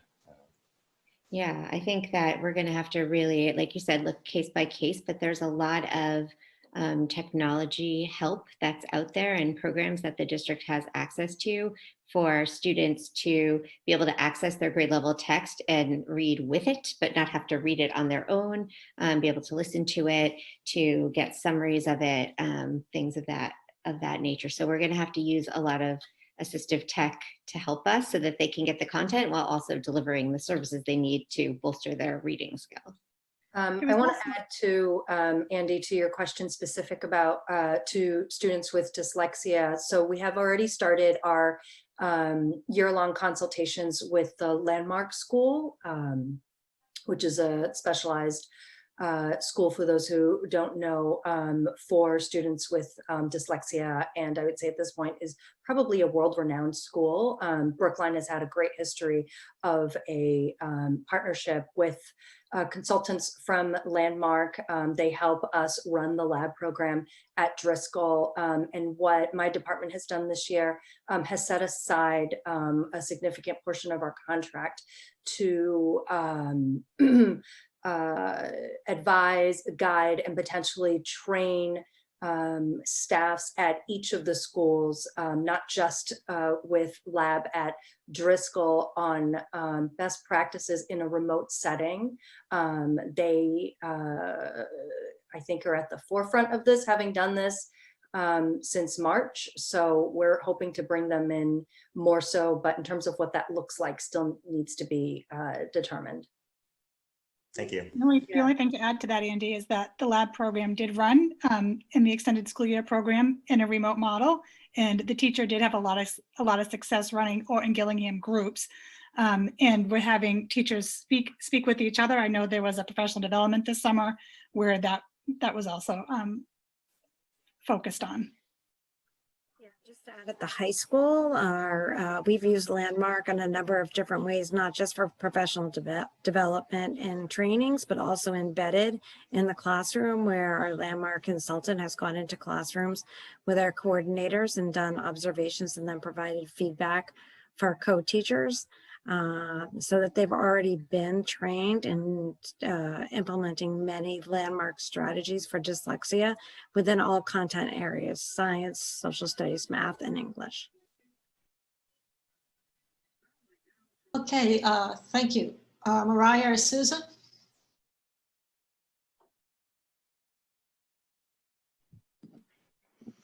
I'm happy to go if Susan doesn't want to. Just a couple quick comments, which is, first one is health attestation forms. I'm hoping that those will be electronic. I don't know if that's been discussed yet, but it would be great if those were electronic. The kits you talked about, materials kits, I don't know if wellness or PE kits are being counted within those curriculum kits, but that was something that's been discussed in expert panel 2. As being something that would be great for that. One thing I just noticed was that based on roughly what I heard, the Remote Learning Academy demographics seem very different from the overall demographics of the district, and I don't have a comment on that other than just wondering if we've thought about that yet and what that means. And then my first question is, we were told, I believe, that there's 21 FTEs at the high school. And I was wondering if those were, if that number changes from remote to hybrid, or if that's just considered a static number. So my understanding of the 21 FTEs, are you referring to the slide that Hal covered? Yes. Yeah, so there is some variation. There could be variation in that 21 number. But my understanding is that this is to support remote learning at the high school, in addition to the specialized programs that Wendy spoke about, and what we're calling Brookline High in person. So these are our students who experienced multiple failures in the spring. So the 21 is just for the increment of students that are returning September 16th to the high school. It's not like for the entire high school program. I would say it's for the entire high school, because there is some, I can't remember exactly what positions they were, but it's also to support the kids who aren't coming back, who are remaining remote or begin remote. Okay. Next question. What happens to people, for example, kindergarten students who need to be quarantined or isolated. I can't remember, I never remember which is the right term, when they're not sick, but they have been, they're symptomatic or possibly symptomatic or whatever the right classification is. Are they going to, and they need to be out of school for the close to 2 weeks or so. Where do they go? Are they in Remote Learning Academy or? That's a great question. Meg, remind me now, I'm hazy. You will have kindergartners or no to start? We will have kindergartners, yes. We have about 62 right now that are registered. So I would say that, you know, depending on whether or not a child is in the, obviously if they're in the remote academy, they're covered, you know, that's not going to have an impact on them, but you know, they're part of their home school. We want to avoid kids moving back and forth over weeks because it's disruptive to the child. It's also disruptive, you know, to the school environment. So what would we do normally if a child had an illness? We might work out something where they, you know, had work going home or whatever, you know, and a special plan for that. So the kids who are in isolation are not in a separate cohort that's school-based. They are staying, they would then be basically on their own for a couple weeks. Not on their own, but not in a school program. That's what sorry, Jeff. No, you go ahead, Meg. I shouldn't interrupt. Go ahead. I was just going to say, right, as a principal, what I would do is I would set them up either, you know, in this case, I would defer to you on an answer to this, but sometimes when kids are in the hospital or need a tutor or something like that, there's a certain requirement that might need to be met, or working with a teacher to make sure that they have their work at home and they're getting support and they're still connected to their class. But it's, you know, it's very dependent, I think, also on the length of their illness. But keeping in mind that these children may not be sick. These children may be quite well and at home for 2 weeks at a time, and then possibly, you know, you have a sore throat, you're out for 2 weeks. And then you come back to school and a week later, you're out for 2 weeks, you get another sore throat and you're out for 2 weeks and you're in kindergarten. And so you have a runny nose for like from October to April. So I guess it's not, this isn't even a question for Remote Learning Academy because those kids I think are covered. It's really a question for the rest of the K-8s, which at least is particularly starting with kindergartners right away, but then also dealing with other children as they return to hopefully a in-person program. Yeah, so your question really centers around how do we continue a student's education when they're in quarantine and they may be well enough to do work, but they're quarantined because that's what the regulations require. Correct. Yes. Well, and it's not just like the usual years where if you get a fever in the morning, you're out for a day. It's right. 2 weeks when you might be perfectly well at home. Yeah. That I suppose, per usual, Mariah, that's a question that I think we would need to look at. I know that the students are going to have to be out of school and they're going to have to be quarantined for those 14 days, and they have to make sure they're symptom free and all of that before they're able to return. But in terms of the continuity of education, make a note about that. We don't have a good answer for that just yet. Okay. That there's that one option that did work during ESY is that if we also had staff that were home quarantined and were also feeling well, we tried to match that, you know, we tried to have staff who could then support students. So that is one option, because I think it's likely that if students are quarantined, that a staff member may also be quarantined. I know we're supposed to be going in turn, but just on this one, I mean, it could be 10, 15% of students, if not more, on any given day. So I think the one-off solution, as we've talked about, is not going to work.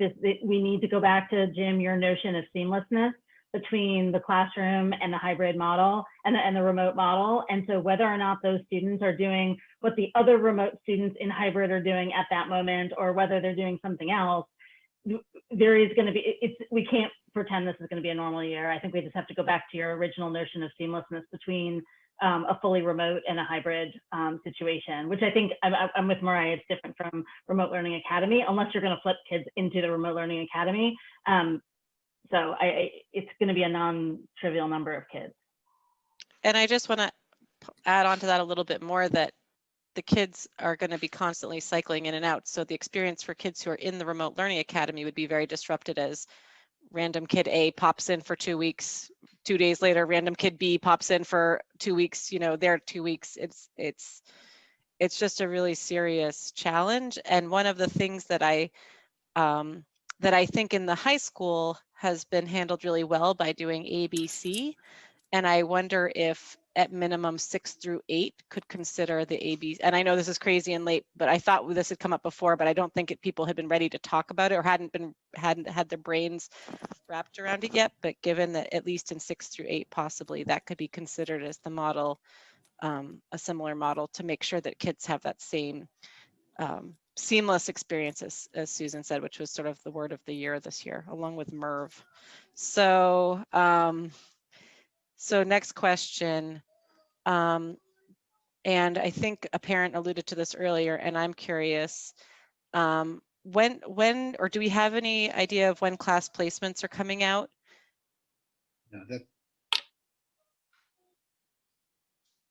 Talk a little bit. I know that some school leaders, at least at the K to 8 level, had sent their class placements out as early as July.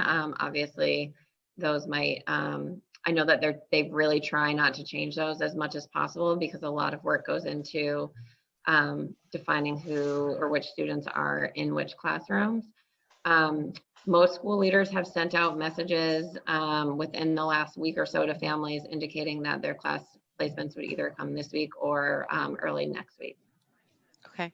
And then do we have any info on when some sort of schedules will be released to families, and tied to that, do we have any quantification of any sort yet as to how much plus time we will have in the remote plus model? Is it half an hour? Is it, 2 mornings a week, 1 morning a week, half an hour a week? I heard you say 30 minutes a week of scheduled tent time, and I'm really hoping that the plus is more than 30 minutes a week.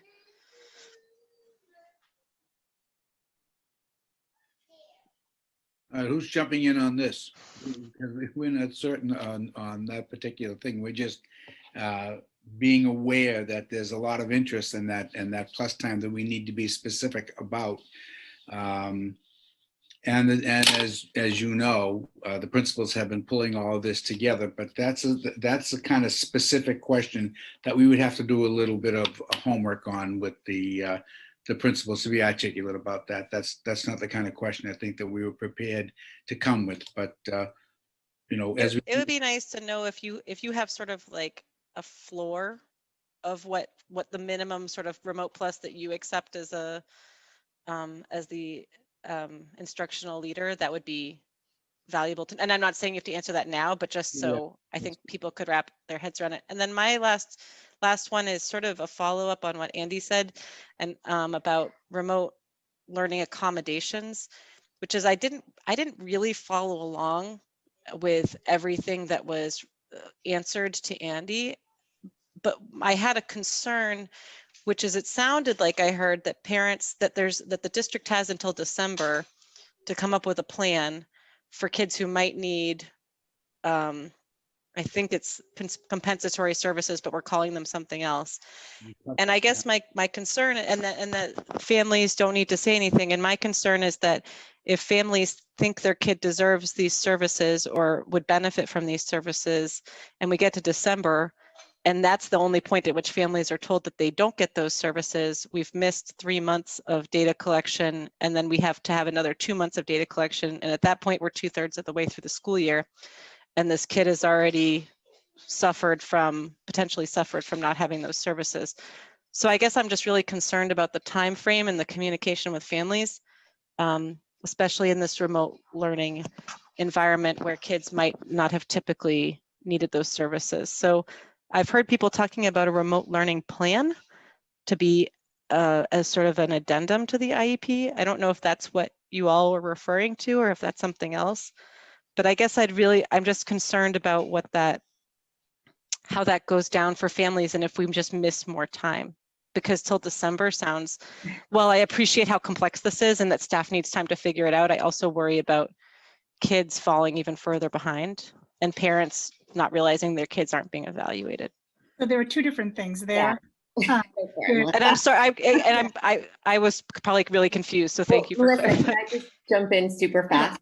Because I think what I said I'm glad you brought it up, Mariah, because what probably got missed in what I said is that during this entire time of data collection, which will happen on every student, there will be tiered levels of support happening also for every student in order to help boost them all back up. So in the classrooms, there will be tier 1 support in terms of, the academic small groups and social emotional support, executive functioning support. Tier 2 will be the opportunity for the teachers and the special educators to identify who needs more so they can have more explicit instruction in those areas. Tier 3 is really the compensatory supports that we're talking about. So it will never be that a student isn't being progress monitored during this entire time. So I do think if parents have questions, they should ask, but it doesn't mean that there will be data collection and intervention happening from day one. Okay, because I heard Andy talking about dyslexia as a specific category of student for whom remote learning is particularly challenging. And I know the district is talking about bringing executive functioning supports into a tier 1 program because of how widespread those issues will be. And I guess I just wonder if there's any other sort of categories that you're, specifically elevating as being challenging during remote learning. I don't know, it's just, well, families struggling with being able to keep up, right? So I think those conversations start this week, next week, when the liaisons are reaching out to families and we're asking those conversations. How did the student do during remote learning? What is the parent feedback? And then there's going to be data collection. And just to circle back about the remote learning plan, it is now renamed and it's the COVID-19 Special Education Plan. And that's where the accommodations come in. So if anything in a child's IEP needs to look different because of the way that we are delivering service due to whether it's remote learning or in person, and you still need something a little bit different. Service needs to be pushed into the class because the service provider can't pull them out. That's where everything's going to be documented. It's not an addendum to the IEP. It does not get attached to the IEP, but it is a document that is shared and that is created for the families. And every IEP gets a COVID plan? Not every IEP, only the IEPs where services will be delivered differently than the IEP states. I see. Okay. Which will be the majority of students at this point, but not necessarily every IEP. Thank you. Mariah, sorry. I just want to go back really quickly to a question I think Mariah had about finalized schedules. I think it's, as a community, I think we receive those class assignments and schedules every year easily, I would say. And there enough cannot be said in terms of how much work goes into developing a school schedule. Principals typically spend months working on a schedule that works for every single student and for staff, especially for shared staff, which makes it even more difficult. And they have been pivoting with every change that we have communicated to them. And now we're asking them, now that we have a plan, of course, they're working on scheduling because we have a finalized model, but even then they have, and I'm including Hal on this, Hal's on version 11B. And this is the only high school we have in the district. But I just want to make sure that the committee is sensitive to this and understands that creating a schedule with 3 weeks, is not easy. And with other moving parts this year, such as Remote Learning Academy, all of a sudden we're throwing on them, you have to also bring back not just the most vulnerable kids, but we're looking at adding in more kids. And what does that do with your work stream with the facilities team? I just want to make sure that that is said. Yeah, and I do want to add that our emphasis is certainly on launching the year with executive functioning skills and social emotional skills, because we know that those are the most vulnerable areas that students experienced in the spring. And so there's been a lot of work over the summer with teacher teams through funding to really boost, as Nadine was saying, tiered interventions for social, emotional, and executive functioning. And that's how the schools will launch the year with students, and then continue to embed that through progress monitoring, and then communicate with families about the progress monitoring through the fall and December. Thank you. Susan, you want to go ahead? Yeah, so first of all, thank you for all of this. Just to reiterate what I say at the beginning of every one of these, like everyone is operating in uncertainty. Everyone wants certainty. No one gets certainty. The only certainty is uncertainty. So just thank you for doing this, and thank you for kind of continuing to try to wrestle down these questions as well as we can. So all that said, I think because a lot is still unknown, I think people are wrapping around their heads that things will be unknown, but I think what's stressing people out at this point is not knowing when it will be decided. So for example, parents who are trying to kind of plan their workday, not knowing hours, not knowing which day their kid is going to be in the building or at home, not knowing when they're at home, what hours they're going to be remote, like with, have to be online versus on their own. Like that's adding a tremendous amount of stress to parents from their work schedules as well. So I'm wondering what we can tell them in terms of when that will get announced, and how we will work with parents to be able to, make this workable for them.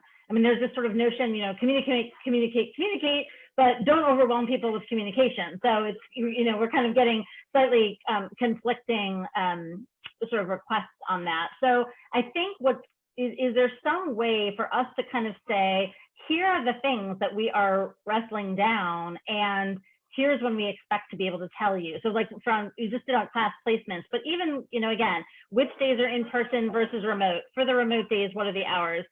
How much is going to be synchronous versus asynchronous? How is the outdoor going to be scheduled? Am I going to have to bring my child somewhere and then bring them back, supervise their getting there and back? So again, I'm wondering if we can at least ballpark when we're gonna get parents that information and work with them to make it workable if they have work situations or child care situations that they just can't manage. So that's, let me just start with that question. Once again, that's a fair question that takes us to the next level of planning in terms of getting the hybrid schedules in place regarding the cohorts. Cohort A, cohort B, and what is that going to look like? Let me bring that back to the team to look at what there's a few hurdles to get past before we'll be confident in that kind of decision making. But time is of the essence there, Susan. So time is definitely of the essence, and I'm laughing because I was going to say that, just as we turn the corner on one, this is probably going to happen all year long. Just as we think we turn the corner on some decision, boom, boom, boom, boom, boom, up come 12 more. And they're good questions. They require us to be thoughtful because we do not want to be changing this. We want to make sure we're solid on this. A number of excellent questions that we have to follow up on. And that certainly is one. So we'll have much more definitive responses to you around what's happening there when we meet next. We don't have that right now. Yeah, and even just to reiterate, even if we don't know, we don't have it today, or we're not going to have all of it in the next meeting, just that predictability of saying, okay, by a week from Friday, we're going to have to make this first tranche of decisions. And if we have to change it in 2 months, fine, but we're going to we need to put some stakes in the ground. So I think it's the when will we know piece as well that might be helpful for people. And I think Mariah's question too around the kids who are quarantined, we need to. Yeah, I wanted to go there next, which was, so if we think about it, there are going to be children in the sort of remote plus or hybrid plus, and then there's going to be the RLA. And I think on any given day, we could have up to 4, the way I'm counting, I could be wrong, like 4 different things going on, right? So one is the RLA, which is the easiest to just sort of ring fence off. But there's going to be a second grader in a classroom. There'll be a second grader, hopefully at some point, at home. And then there's going to be the kids who are, those second graders who are supposed to be in that program, but are fully at home for 2 weeks, let's say. And the reason that's a little bit different is that they're never going into the building for those 2 weeks or 4 weeks or whatever it is. So I guess one other way to ask Mariah's question is, the high school, we got a lot of clarity when, when you and Anthony said it's going to be ABC, because what that said was, oh, okay, I get it. Every week, there's going to be a week of learning every week, and you might be in person, you might be remote, but there's going to be a week of learning every week, and everyone's more or less going to get that week of learning that week. I think the thing that's not clear from the K-8 model at this point, again, sort of assuming that we figure it out for RLA, is it going to be that the first day, like our kids going to basically be doing the same thing, right? When it's a week of learning as a week of learning, or is it they're going to be kind of trying to teach 2 different things on any given day, or potentially more? So I think there's just some basic questions about the model, if that makes sense, and how it's going to work. That I think parents are asking as well. Yeah. Makes a lot of sense. Okay. Well, it makes a lot of sense to me. I don't know about everybody else, but I hear you. Yeah. Okay. Which brings me to sort of the question about the pedagogical piece, which I know I've been really focused on, mostly because I have a lot of confidence in I've been attending all of the mask and ventilation meetings, so I have a lot of and testing meetings, so I have a lot of confidence there. I think, on the PD side, I think first people were just kind of wanted to get a sense of what is happening for these first 10 days. Are we focusing on, wellness of our teachers and making sure that they're sort of, that they're taken care of? Are we focusing on SEL for the students? Are we focusing on, skills and some sort of rubric or skill progression for technical skills? Are we focusing on getting those, not just the learning expectations by grade, but actually no kidding, what are we teaching? What are we actually going to teach with some consistency, but not cookie cutter? Are we doing that during these 10 days? So I think there's just a lot of question of, if we can kind of give some clarity about what's happening, I think that might be helpful for parents as well. Okay, well, Michelle, you can speak to that, I think, quite directly. That we have. Go ahead, Michelle. Yes, that is all of the above. So we actually have sessions for social emotional work with students, and we have a self-care, I'm excited about a district-wide self-care session that will be led by our guidance, art, and music department on Wednesday for all staff. We have technical sessions planned for within next week and the week after to support technical skills. We have the curriculum coordinators meeting multiple times in small groups with K-8 and K-12 teachers to support planning. So not only will we codify our curriculum, but we will also be planning specifically for in-person, remote, and remote experiences for students. I think you asked one more that I might have missed.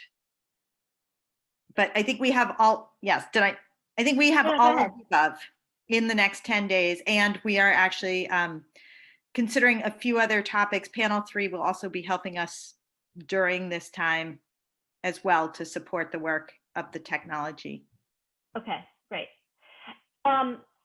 Is there so in a normal world, which we are most certainly not in, the curriculum subcommittee of the school committee works through not the details of the pedagogy, but the learning expectations. What are the sets of skills?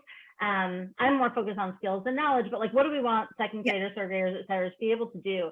when should we anticipate that? I assume we're not going to have lots of meetings to deliberate that, as we normally do. But when should we expect sort of a presentation on that, or a sense of that, like what's consistent across and what is customizable for, each teacher can kind of customize or work with, and how it's going to differ for remote and in person? So I want to be really clear that we have started with the district expectations of content and skills that were already in place. And what we are doing is using state guidance and national guidance to narrow those down, because of learning in a remote setting is going to change the amount of expectation, not the level of expectation, but the number of expectations that we have in a given period of time.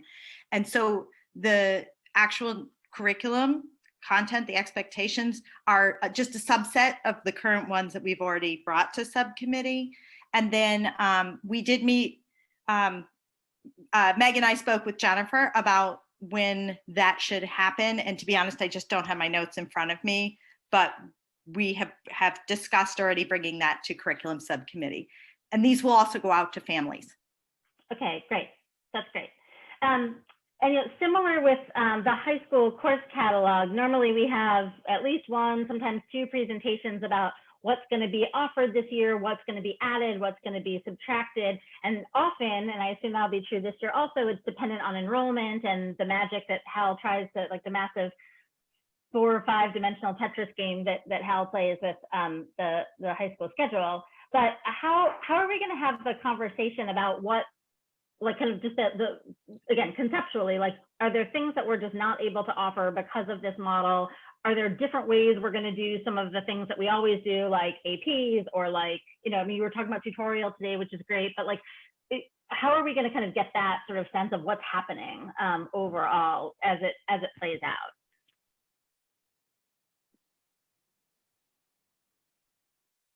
Yeah, there certainly are a lot of changes and a lot of I think narrowing is really the best word for it in some of our areas, for a lot of good reasons. So yeah, we really do owe something like what we deliver to subcommittee every year, but for everybody to really understand what's going to be different about the high school. I mean, there's going to be a lot of things obviously that'll be different about the high school this year and high school, but I think it is incumbent on us to look at curriculum especially and say this is how the experience is going to be different over the course of this year. Okay. Super helpful. And I think I'm wondering if there's some way, and this kind of comes back to the communication point of just, it's worth just going back to this idea of when will we know what, given that we don't know everything now. And even, at each point, there are going to be things we don't know, but just if there's a way to make sure, I guess it's sort of to Jim more than anyone, but a way to make sure that there's a school committee conversation about some of these things before we have sort of a district-wide town hall rollout or whatever it is. I mean, that, each school, each principal does different things. Each, school has their own traditions. And so, this year it might need to be a little different. It might need to be, certainly there are going to be things that are different in each school, but there are actually going to be some district-wide things that are going to be different. And so maybe just spending a little bit of time thinking about that sequence so that folks, so that we can work on that. And I don't know if we're talking about like next week or if we're talking about right before the 16th, just conceptually, I think that will be helpful for folks to have a sense of. And I know like everyone's scrambling for tomorrow morning, so I'm mindful of that. I just want the parents to know that we're thinking about them also. Yeah, well, okay. I think meeting with Suzanne and David, when we do the docket, we could look at an appropriate place to put a presentation for the academic program on this, for a presentation at the school committee table, I think is more than appropriate. That would talk about standards, expectation, breadth of program, depth of program, how all of that is impacted, supported, and what we can expect and what parents can expect.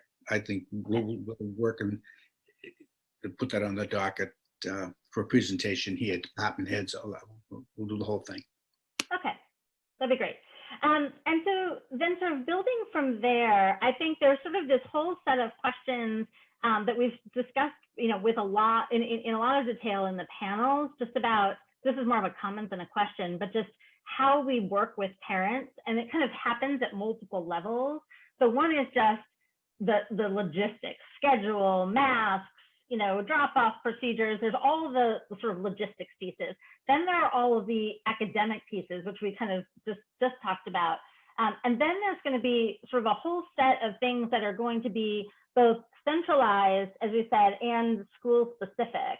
So I'm wondering, and the panels are, I think, very willing to help with this, and have already started to a little bit, but just think a little bit about what does that parent communication need to look like so that parents aren't overwhelmed by, you know, emails from the district and from their teacher and from the PTO and from the principal, and hopefully they're all saying not contradictory things, but you know, we're all moving sort of fast. And so I think it just might be helpful to even just think about, like, for the first couple of weeks, it doesn't even have to be a massive plan for the future, but just like for the first few weeks, what are those frequently asked questions, and where are the places where we can try to, you know, try to be as much consistency as possible, and then being clear where that, you know, where it is going to be different, what that's going to look like. So I think people were getting a lot of overwhelm, like last year, for example, when even if we're all on one Canvas platform or whatever, there's still like multiple emails coming in and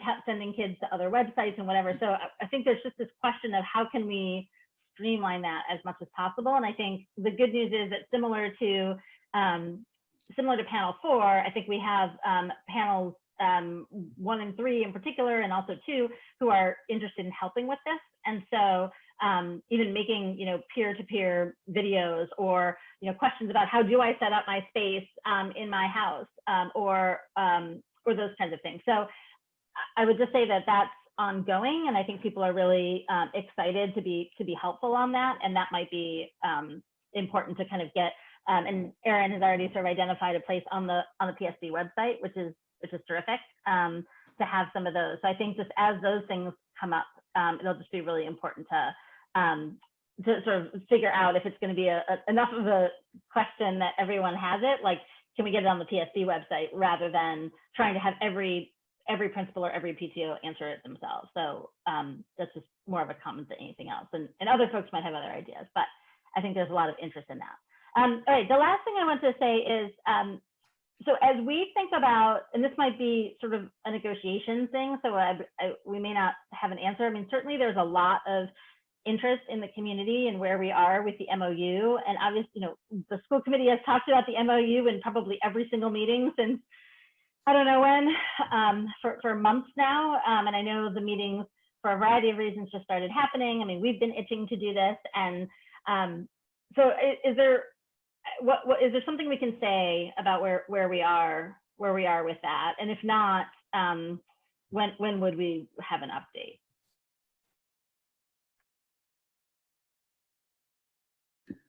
We have had a number of meetings, and you know, I think that you know, we're communicating, and we're trying to iron out some of the concerns that the BEU has expressed, and we're trying to address those. But I don't think that there's much that we really can or should say at this point, except that we are determined to stay with it, and I think the union is too, and working hard to get an MOU in place, and I'm personally hoping to do that in the very near future. That means hopefully get something in place before the beginning of school, so we all know what the landscape looks like. But I don't think beyond that there's much that I could really say that's going to be helpful. Okay. Thank you. Thank you, Susan. I'm going to say a few things, and then I'm going to let people go with one comment or one question as we go around quickly. But let me have just a moment, if I could. So I just a couple of things. Matt, I don't think you mentioned that you are putting stickers on classroom doors so teachers know that they have been approved or certified or passed the criteria for the ventilation system. And so that way people can visually see which classrooms are ready to go and ready for students. So that's happening. I noticed that we said there were 961 remote students, and I'm assuming that's included, Erin, in the 7,047 students? Can you just repeat that one more time, Suzanne? Yeah, sure. I think you said there are like 961 students scheduled. Is that number included in the 7,000? Yeah, so the just over 7,000 number are all of our, is our student enrollment. There's Right. 962 within that 7,000. Okay, so we're about 1,000 short, I think, of maybe last year or a little more. Yeah, last year our October 1 numbers were 7,777 students. Oh, okay. Thanks. So anyway, I just, I know that you mentioned that it's just one here and one there, so it's hard to eliminate a section. However, it is almost 1,000 students. So it feels like somehow we should be able to figure out that we don't need a tremendous number of additional net new staff somehow. Yeah, I mean, we definitely have, so it's less than 700 students. We do have, as you all know, a lot of transition in and out throughout the school year. So that October 1 number from last year, I mean, I can go back and look at what our, end of year June 30th numbers were. I imagine it's, somewhere in that same range, maybe 7,500 or 7,600. But yeah, I mean, we can show you the numbers, how dispersed they are by school. So you can kind of see what I mean when I say it's not necessarily enough to go down a section at a particular school, given that we are requiring 6 feet of distance in a classroom. So we can't fill up a room with 23 kids, right? But when we do hybrid, it's going to be half the class, half the week. So yeah, 1 through 12 won't require additional staff except for maybe special programs like Hal was talking about. Right. So all those additions that I spoke of in the K-8 slide were either kindergarten or potentially specialists. Yeah. Okay, thanks. Okay. I would like us just to think a moment about Metco. If there's 78 students going remote out of 300 students, that's a pretty high percentage. And so I don't know why. I mean, but it might be worth thinking about, if there's a transportation concern, if there's a concern coming to another town, or I just would like us to give a thought about that. It's a pretty high percentage. He's been in regular contact with his families and has been sending out communications all summer and also surveys. So I think it's a combination of all of those things. Suzanne and Keith and his staff have been making personal phone calls to families to check in. So I think that he's really on that. Yeah, thank you. I just don't want them to be kind of out there on their own and not feeling welcomed, or we're doing that. So thank you. I want to just say welcome, Meg. I'm delighted that you're doing the remote academy. So I'll be calling you for some principal advice. Well, you know about being a principal, so that's great. We're lucky we have you here. Thank you for doing that. I didn't hear much about extended day. I suspect there's not a lot to say yet, but I don't know if anybody had an update on some work with extended day, whether they would be able to do anything with pods or take on some, I don't know, longer hours, or I just wondering where we are with extended day. I know that Casey did have a phone call with them. I don't know, is she still on the line? Mm-hmm. Yeah, I'm here. Helen, I think you were going to give that update. No, I think I'd rather you do it, Casey. Sure. Yeah, no, that's fine. So Helen, Mariah, and I met with a number of the extended day directors, and they are expressing that they may not have all the staff that they normally would, simply because they've taken on other jobs. And even if they do, if they think they can bring back some of the staff, they're not sure if they can provide hours that are, if they could start earlier than what they typically would, because I had asked them if they would consider potentially starting, essentially being able to, if they had staff to work the entire day to provide that supervision of remote learning, and many of them, if not all, experienced concerns with being able to staff their programs. They obviously want to remain viable and are open to collaboration and helping us out. But they were very forthcoming with what they can and can't do. They too have concerns about their own spaces within those buildings. A lot of the highly desirable real estate in school buildings are being used by the principals to be able to split those K classrooms. And as we consider first and second grade and other grades, spaces such as libraries, gyms, theaters, maker spaces are being considered as classroom spaces that typically, obviously, after school extended day programs would go into. So lots of Tetris playing here. Yeah. So we're still working with them. Yeah, I mean, I want them to certainly make it through the year. We don't want to lose any extended day, but if they also, if there was a way that they could help families, that would be, and that we can help them help families, that would be really helpful, I think. I think a big part is also getting certified by the department. And in order to do that, I mean, they can't even tell their families they're running a program until they know which spaces we're using. It's sort of, as you said, this sort of, trying to move everybody around and make space. So I think, yes.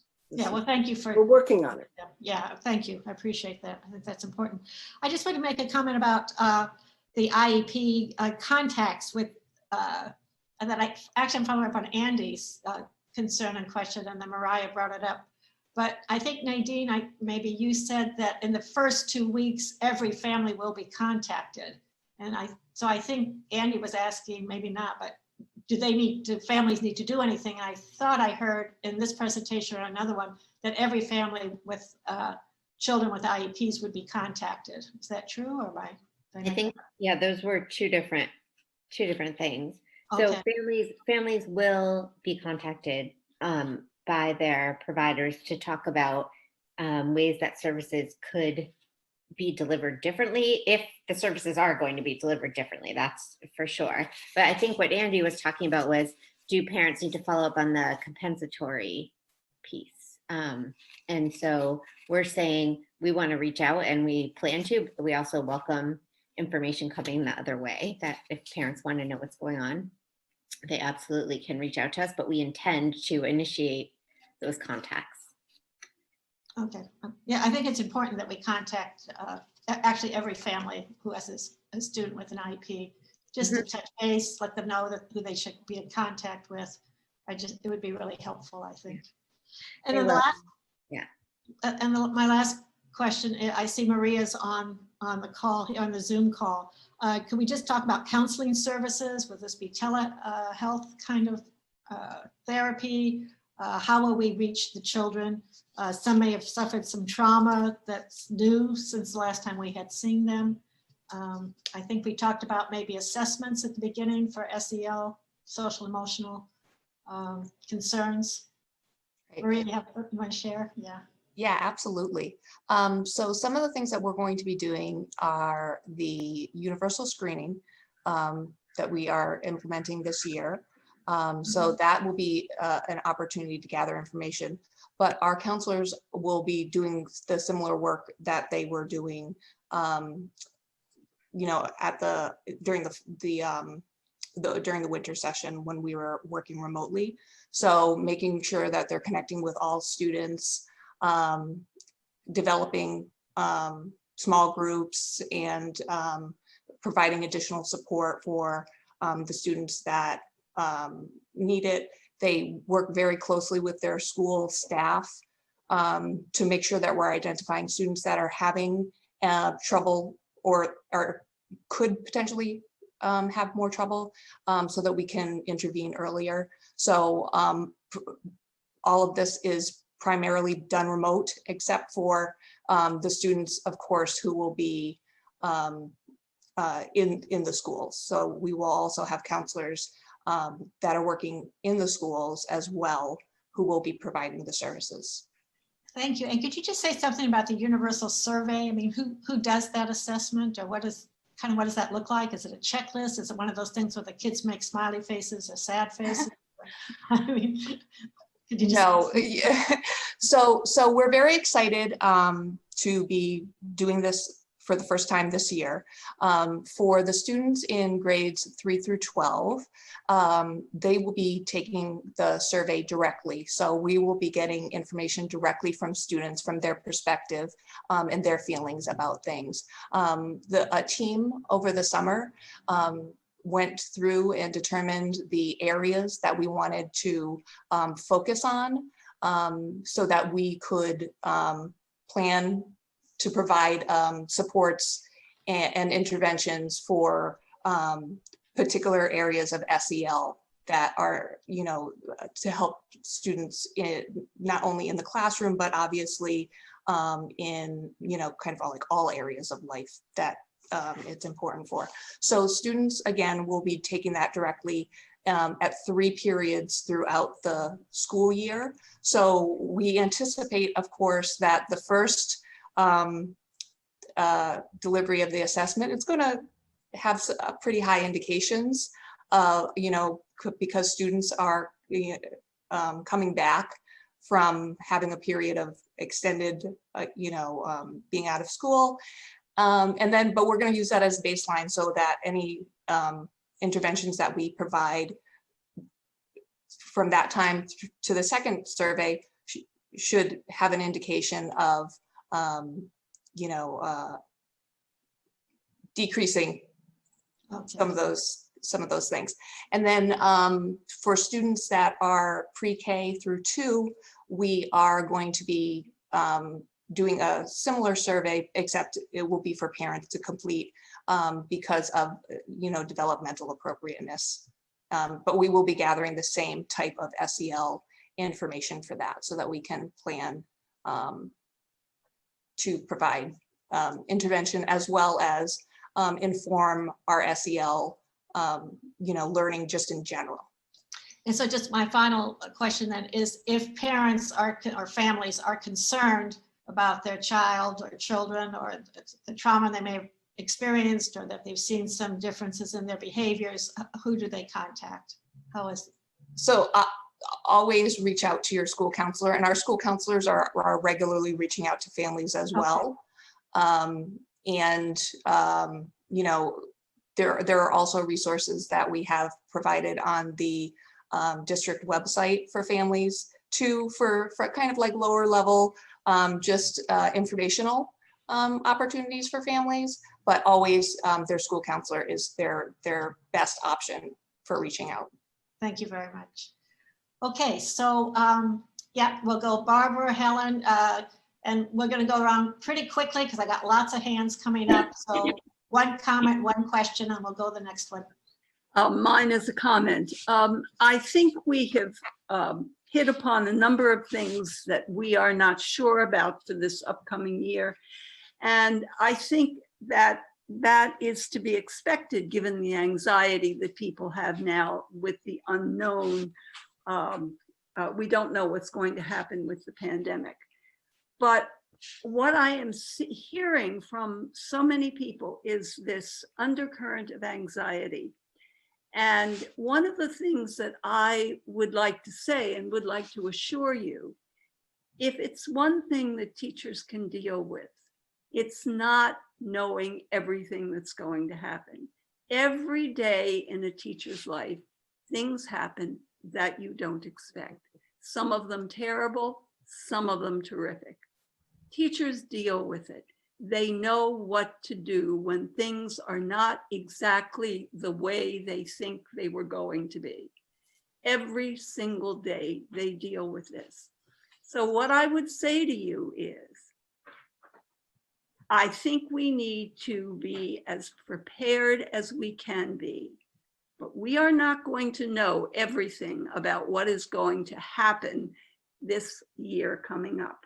We are not going to be able to prevent some of the not very good things from happening, but the teachers will be fine. They will take care of it. They will reassure the kids. They will deal with the parents.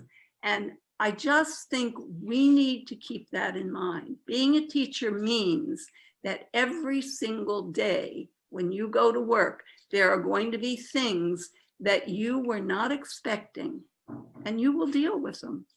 And it'll all be fine in the end. Yes, we need to do what we need to do, but I think we need to also let people know that we rely on our teachers, that we respect our teachers, and that it will be the best year that they and we can possibly make it. So try to sit back, breathe deeply, and know that everything will work. Thank you, Barbara. Wise words. Thank you. Helen. Very wise words. I just wanted to bring us back or make a comment about transition years. And I know that we will be doing a good job with kindergarten, which is a huge transition year. And I'm concerned about the 9th grade, and I'm hoping that in the plan, and maybe it's a question comment, I would like to see them possibly as some of the first kids who come back in person full time, if we can, or even hybrid, to help them to adjust to the high school. So I guess my question is, and I thought last time we had talked about getting sort of a description from the high school about the plans for the fall, what was going to happen, what it's like for a typical student to 9th grader, 10th grader, 11th grader, and 12th grader in this new environment. Sort of more of a description of what's going to be happening at the high school, because I don't think I understand just yet. I mean, I understand there's two, the hybrid and one half and one half, but just a little more fleshing out of what it'll look like for a student, I think would be helpful. That's it. Hal, you want to take a little bit of that on, or not tonight? I thought we were going to have a whole presentation on it, actually. So I don't think I didn't mean to put him on the spot. Okay. Yeah, that's okay. I thought that was the charge. Yeah. So I think we'll come back with something a little more fleshed out. Okay, thanks, Hal. David. I wanted to take what Helen said and go a bit further. So we also heard during the presentation that Old Lincoln is in relatively good condition in terms of the HVAC system and the classroom quality. I understand that it's limited in size and that class size is going to be reduced as well, but I'm wondering to what extent the high school is considering utilizing Old Lincoln this year for that purpose of helping 9th graders transition to high school. And then also the outdoor component, which I'll again bring up, in terms of tents. I remember one of our educator speakers during public comment, Mr. Paul Epstein, he had talked about how great it would be to utilize the tents for certain classes. And if high school educators are thinking along those lines, I would hope that there could be some combination between tent use as well as Old Lincoln that would enable us to transition 9th graders back to in-person learning as quickly and, of course, as safely as possible.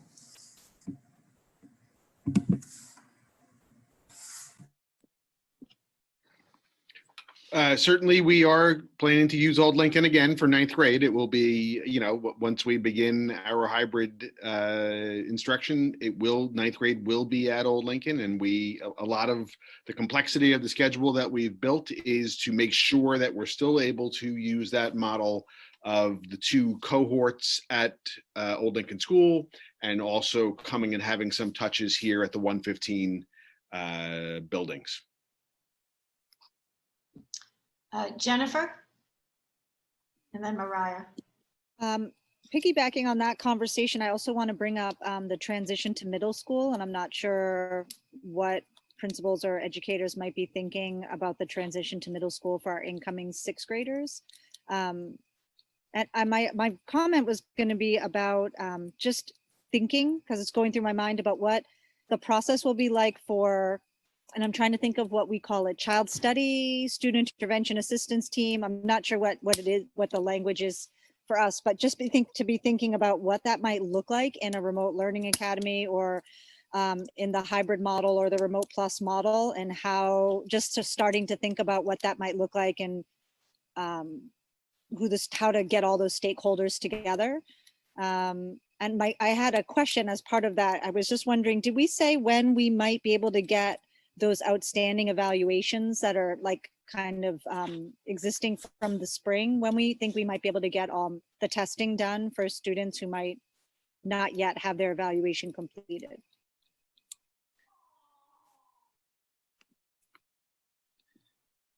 The goal is to start working on that. We've already started. We've done a couple of students from each school and evaluations. We're hoping that maybe we can bring some students in over the first 10 days. And if not, then we will start them on September 16th.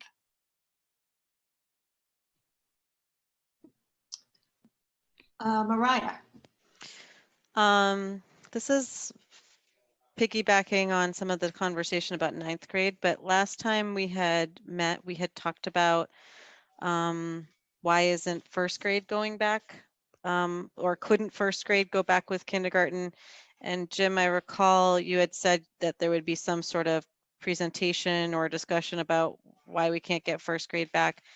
And so I guess and obviously we don't have that tonight, but I really want to, I would like to be able to have a timeline actually talking about when we're planning on getting these grades back, like an actual timeline as opposed to in the future unspecified, and with priority on K-2 and ninth grade, as Helen alluded to as well, but to actually have target dates, you know, and feel free to, we talked about this when we talked about the actual remote plan, to put like an asterisk next to them, you know, this is not guaranteed, but even having those goal dates, this goes to what Susan was saying earlier about families just wanting to have some sense of what the future holds. And that time frame would be very helpful to hear. And we had talked originally when we voted on the remote learning plan of having a weekly update on our progress against goals to return to hybrid. So I really would like to reiterate seeing that with concrete dates and specifically what's going on with first grade. And as that ties into, you know, what is the status of the purchase of HEPA filters and the ventilation? Okay, yeah. We'll, Oh, no, I just want to say we'll have an extended discussion for the docket when we meet again, because this is good. All right. Susan. Just a couple of quick thoughts. One is we have a town school partnership meeting on Wednesday, so folks should make sure that's on their calendar if they're interested. I mean, that's where the school committee will talk with the advisory committee, which is our town finance committee, and the select board, the town administrator's office, and all kinds of other people about just where we are with the budget situation. So I just wanted to make sure that was on people's calendars. It's on Wednesday at 11 a.m. And if you're interested in coming, please, the link is on the town website.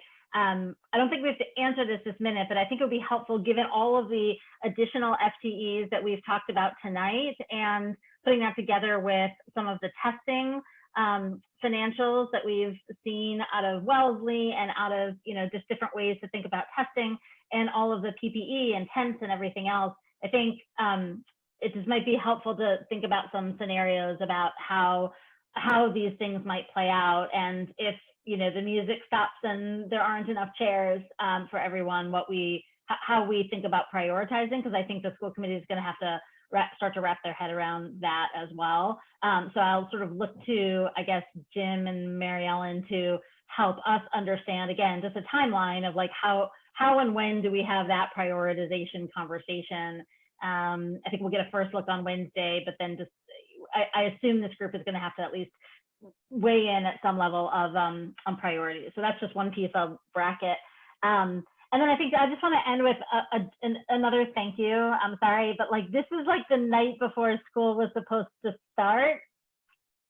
And we've got a lot of teachers going back tomorrow. And I have tears in my eyes and my heart is full. And I want to express, like, I hope everyone who has, is able to at least maybe send a note to a favorite teacher or go online and just tell them something that you appreciate about them, because no one expected this, and we've got a lot of people going back into the breach tomorrow, and I'm just really grateful. I'm really, really grateful, and I have in mind teachers of my kids and teachers my kids used to have, and teachers I know, and I think the public should know that we are getting, as school committee members, are getting emails from people on this call, senior staff, principals, we're getting emails at early in the morning, late at night, on weekends, and just the level of effort that everyone is putting in. It's so hard to be at your best self when you're exhausted and stressed out and working really, really hard. So just thank you, thank you, thank you. Just appreciation. And if you can send a favorite teacher a note tonight, that might be worth doing. Thank you, Susan. What a warm thought that is. Thank you. Jim, we're going to move on to the high school sports remote student participation. If you could explain that to people, because I know the public's confused and we probably are too. So Okay, well, we I don't have know this. if we're voting tonight, but if you want us to vote, I guess we need to know what's going on here. Yes, it's on the agenda tonight, looking for a vote. So Hal referenced the meeting we had with the athletic director at the end of last week with Anthony, which was a very informative meeting. However, and I don't want to confuse it, so let me just say that the commissioner had originally said that if you participate in full remote, then you would not be able to participate in sports. However, a number of students who are participating in full remote are doing it for reasons other than a reluctance to go into the building. So there would then have to be exception after exception after exception. So the commissioner said participation in interscholastic athletics in a community that's doing remote or some form of remote is a local decision. The school committee will vote to approve giving permission to students who are in the remote model to be able to participate in interscholastic sports. This vote is not, underscore, bold, flashing lights, it is not to say that we're having sports at the high school.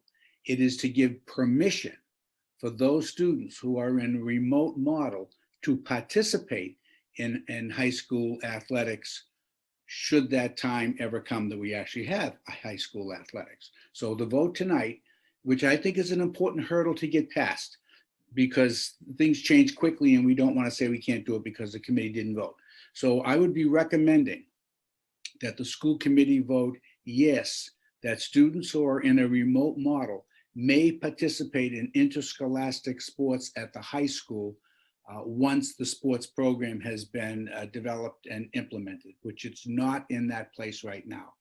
And then I will speak to why it's not in place right now and what we think is going to happen as it moves into becoming active sports, because we don't know that. So the vote, let's do the vote first, then we can talk about. Let's do the motion and second. I'll move it. Discussion. Thank you, Helen. Do I have a second? Thank you, Barbara.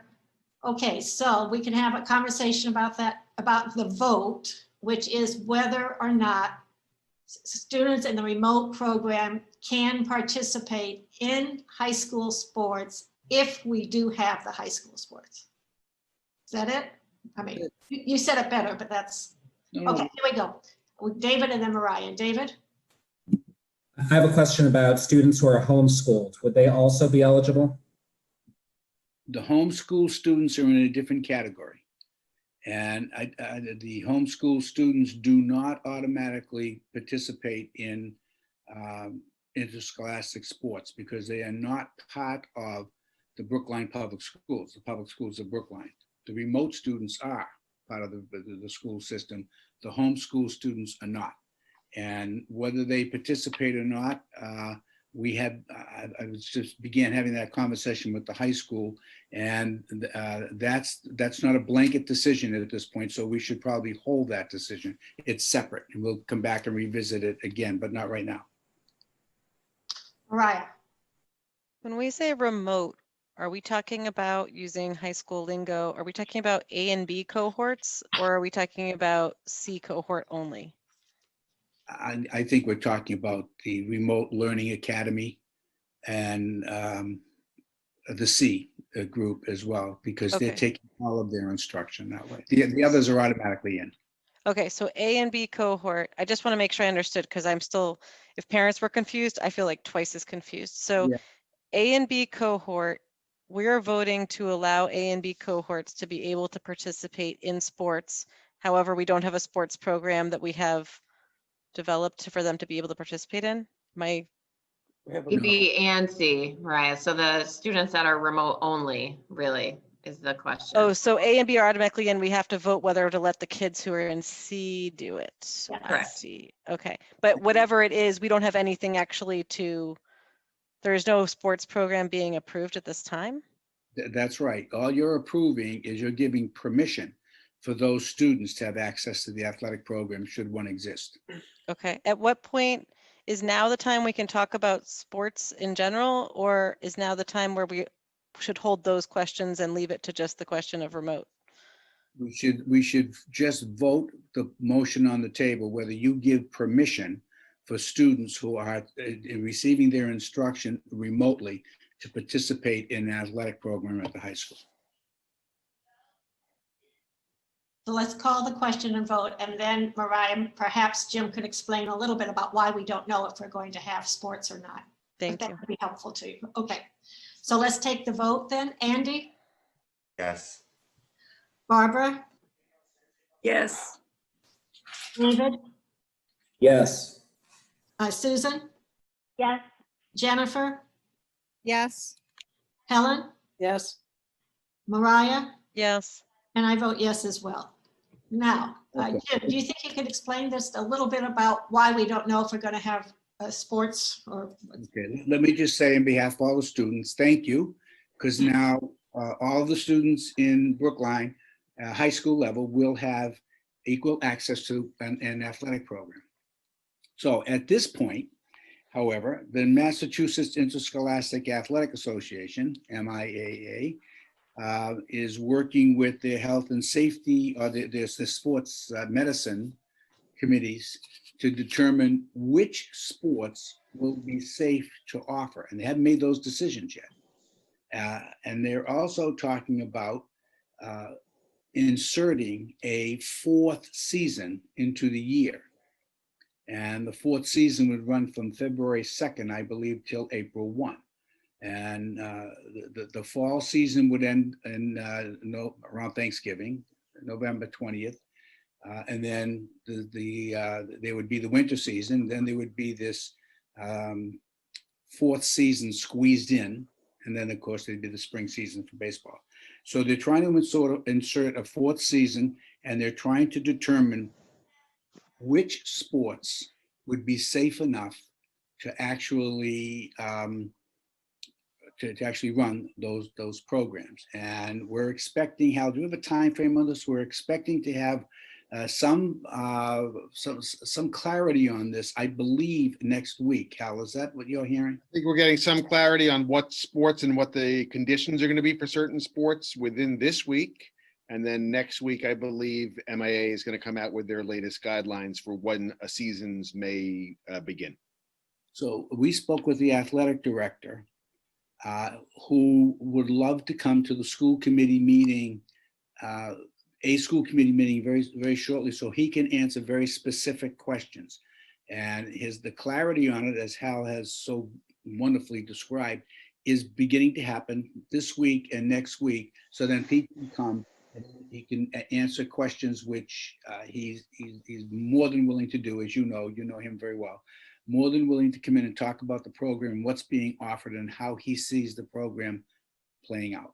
So it's, and you got my memo, I hope, today about some of the complications around funding and everything. So we have a little challenge ahead of us all over the place. So what else is new? Barbara says teachers will solve it. So that's the vote. That's the status right now of the athletic program. And we hope to have clarity this week. Pete will come to the school community, make a presentation and answer questions. Again, at a most recent school committee meeting that's coming up. Helen? Helen, you're on mute. Sorry about that. I'm just thinking this through. I think we need to have that presentation, probably depending on what the commissioner and the MIA, I guess the MIA comes up with. Do we then take a vote to decide whether we want to do it or not? Or do we go with, is that the idea? It's not clear to me. Or is it part of schooling and that's what we do? Yeah, no, you will not have to vote to participate in the athletic program under the MIAA rules because we belong to the Mass Association of Interscholastic Athletics. And that's really, it's a principals organization, even though the ADs think they run it. It's a principals organization that runs MIAAs. Sorry for that. Okay, Mary Ellen, did you? I think I maybe didn't make my question clear enough. Oh, okay, Helen. So MIAA decides, yes, we want to have fall sports, X, Y, and Z, whichever are the safest. Does the school committee then, we've never voted before. We vote to add in sports, but we've never really voted to participate or not participate. So No. my question is a little different. Well, you vote to add in sports because they have to be funded. Right. So you have to vote the funding for the sport, but you don't have to vote to participate in the athletic program because it's an organization that is run by your principals. And okay. I suppose you could vote to withdraw from the MIAA. I don't know that you would do that, but no. Okay. Yeah. I was just trying to get, what it is that we would be hearing and what we needed to vote on. That's all. Okay. Thank you. Mary Ellen? No, I think Jim answered it. The school committee's voting on, it needs to vote funding because they cut funding to balance the budget. Okay. Mariah? So are we anticipating having, let me try and reframe this. As far as I understand it, captain's practices are already ongoing for certain sports. And so will there be an interruption in sports for kids who are already doing captain's practices? Or what is the timeline if we hear next week and we vote to keep going? Well, again, I think Pete's better equipped to answer that question because the captain's practices are just that, captain's practices. They're not run by the school coaches in any way. So, I don't know that the sports that are being run by captain's practice will actually be sanctioned to be able to have a season, given the results of the sports medicine committee working with MIA connected to the commissioner. So I think Pete is going to be much more qualified to answer that as he's working with the athletic directors around the state, at least in Eastern Massachusetts, and with the MIAA directors and the health and the sports medicine committees.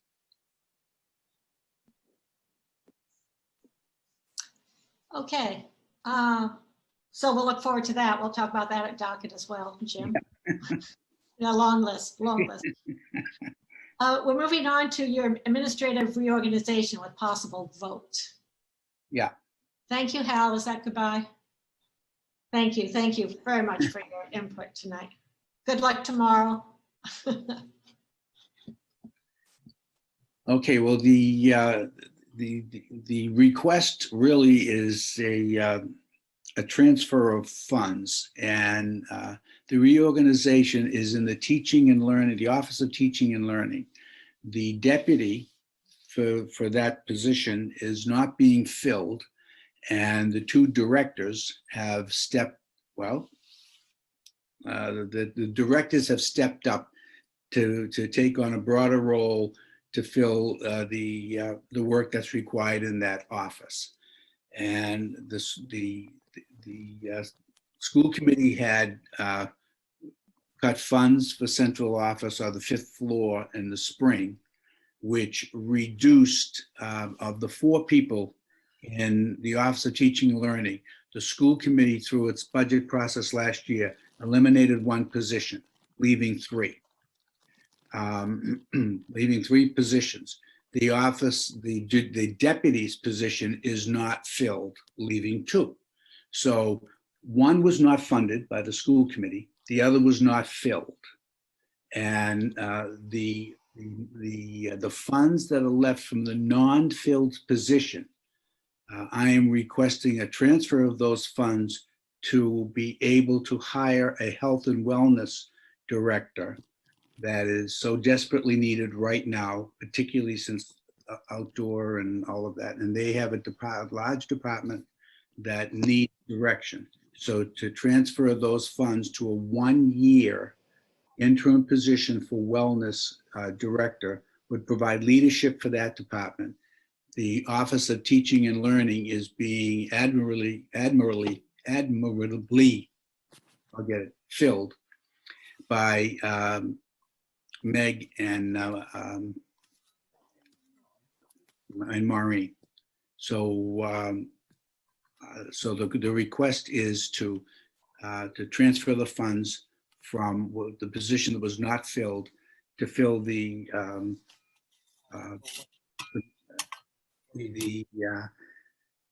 wellness position. And I'm sorry, Michelle, I called you Maureen. Sorry about that. Okay, do I have a motion to that effect? Barbara, thank you. Do I have a second? Thank you. Andy? Any questions, comments before we vote? Okay, we'll take a vote then. I just have one quick question. Sure. It's more a question for sort of this, as we think about what we need to be able to coordinate all of the I mean, each of those 4 people was doing work.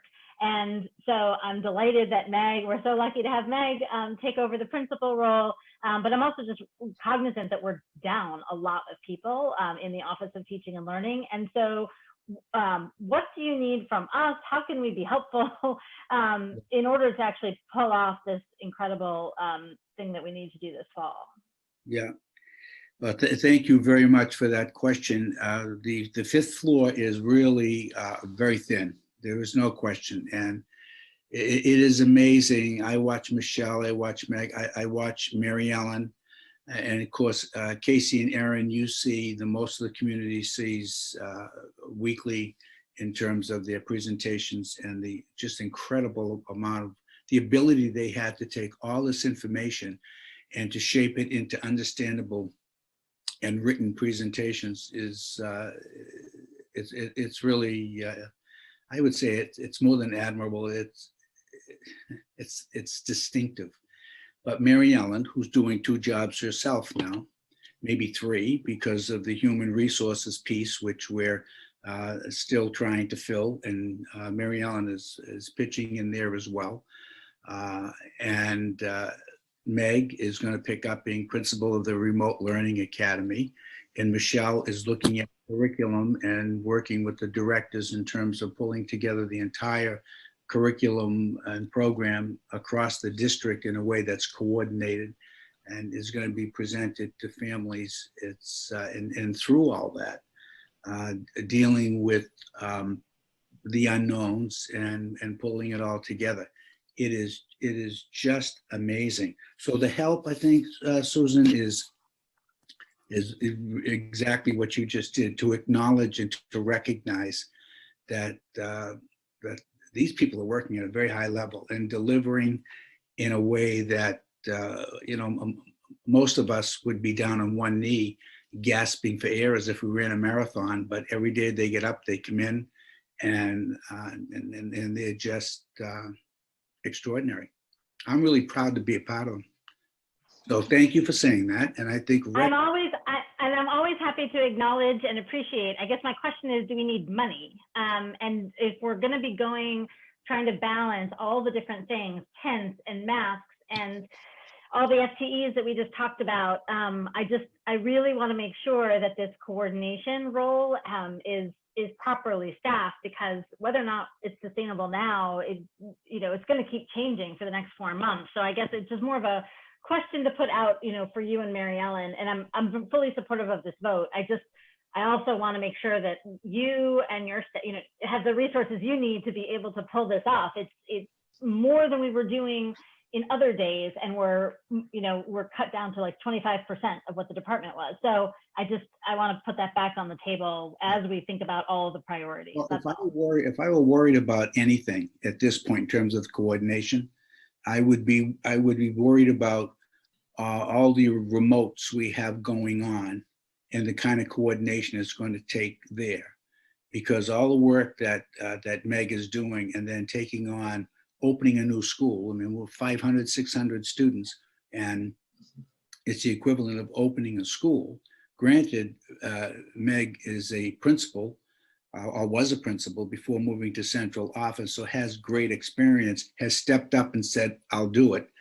But there's only so many hours in a day, and that kind of coordination, things could fall through the cracks. So yeah, I do think if we had additional funds right now, I would absolutely give the remote academy an assistant principal and say, I would absolutely do that. Mary Ellen, of course, has me out the 5th floor window by my ankles and saying, I'll shake every dime out of your pocket if I can, because we don't have any more money. But nevertheless, that's what I would do. I would put the money there to assure, to the extent that we can, that the communication, the follow-up, the connection with parents, because once this gets rolling, there's going to be demand after demand after demand.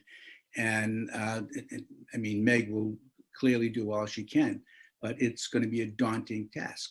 So that's right. I just really want to put it on the table with masks and FTEs and tents and everything, as we think about like a remote learning specialist or remote learning, I don't know, it could be leveraged district wide, or an instructional leader for, it feels to me like I'm happy to support this vote, but that still feels like a pretty big gap. That's all.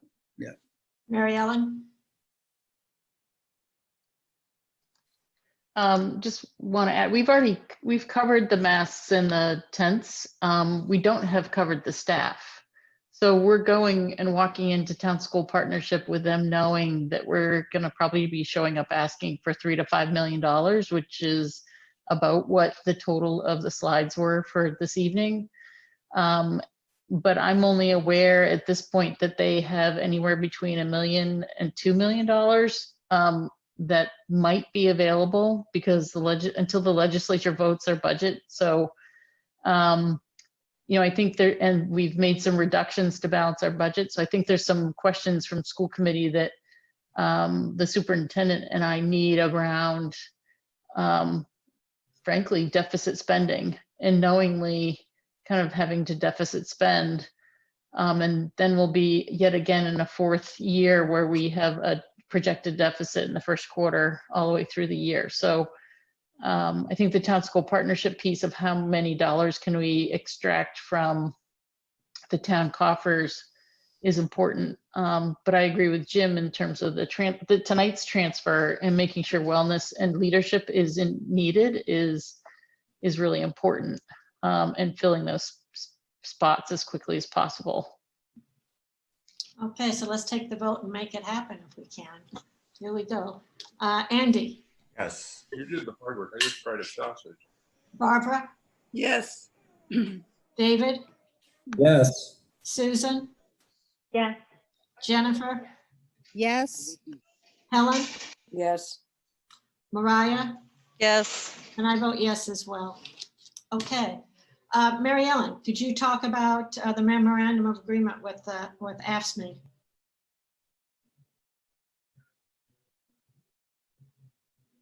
You're on mute, Mary Ellen? I didn't realize I put myself on mute.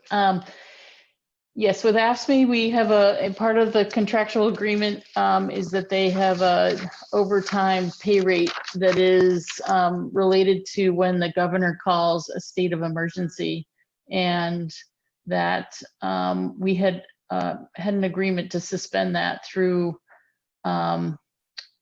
August, and now we're looking to suspend that clause through at least November 1st, and want to make sure the committee knows and is aware that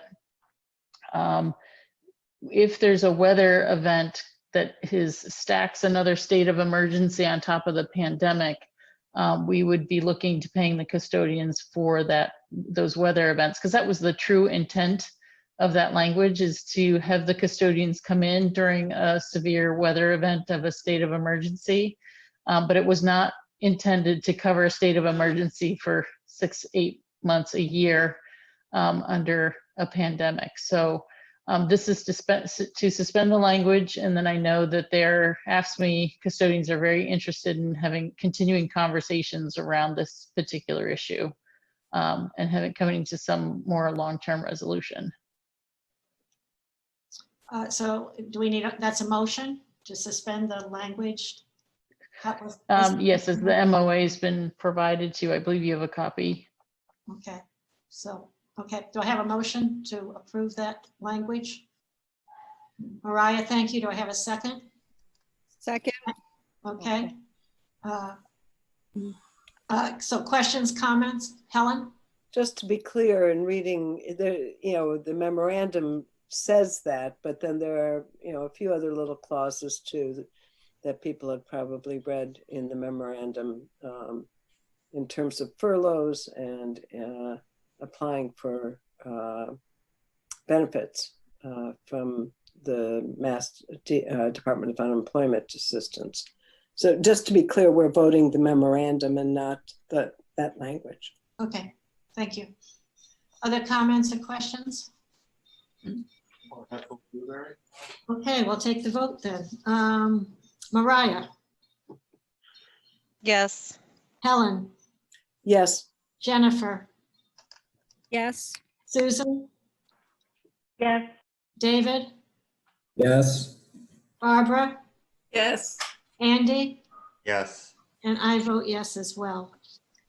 Okay. We are going to go into executive session in just a moment. I know I'm going to say new business, but I just wanted to tell people where we're going. So we can do new business first, and then we're going to move into executive session. Helen. Thank you very much. I actually have a time-sensitive new business issue. There was a request for we, as many of you remember, I think actually most of you remember, voted to allow Zoptics to use our driveway that's adjacent to their building and part of the Ridley School for the summer and up until September 1st. Tomorrow's September 1st. I think they've been good neighbors. I spoke with Principal Bueller about this. And at this point, she's not planning on using that space. So I would like to suggest, at least, while the kindergartners are there who are in the back of the building and probably wouldn't be using that space either, that we allow them to continue this arrangement through, I would say, the 27th of September. That would be 3 days of kindergarten being in the building. Excuse me, through the 20th. And then after that, possibly entertain evenings and weekends that they could continue with through, I guess, through October. We could, depending on what we end up doing and how many kids are in school and all that, we may decide differently. We could, change that, but at least to give them some assurance of a certain amount of time. I think it's important to be helpful to our business partners in town where we can. So I guess I would like to make a motion to extend it through the 20th. Excuse me, through the 20th, and then evenings and weekends after that, with the possibility of adjusting this as needed. Is there a second? Thank you, Andy. So I take we're going to vote tonight. Any comments or questions? I'll get you, Mariah. I just had one. What would the evening hours be, Helen? Do you know, when does evening start for them? I assume whatever they're doing now, but I do not know the answer. Okay. Okay. I didn't know how much, if it was like 5 or 4 or.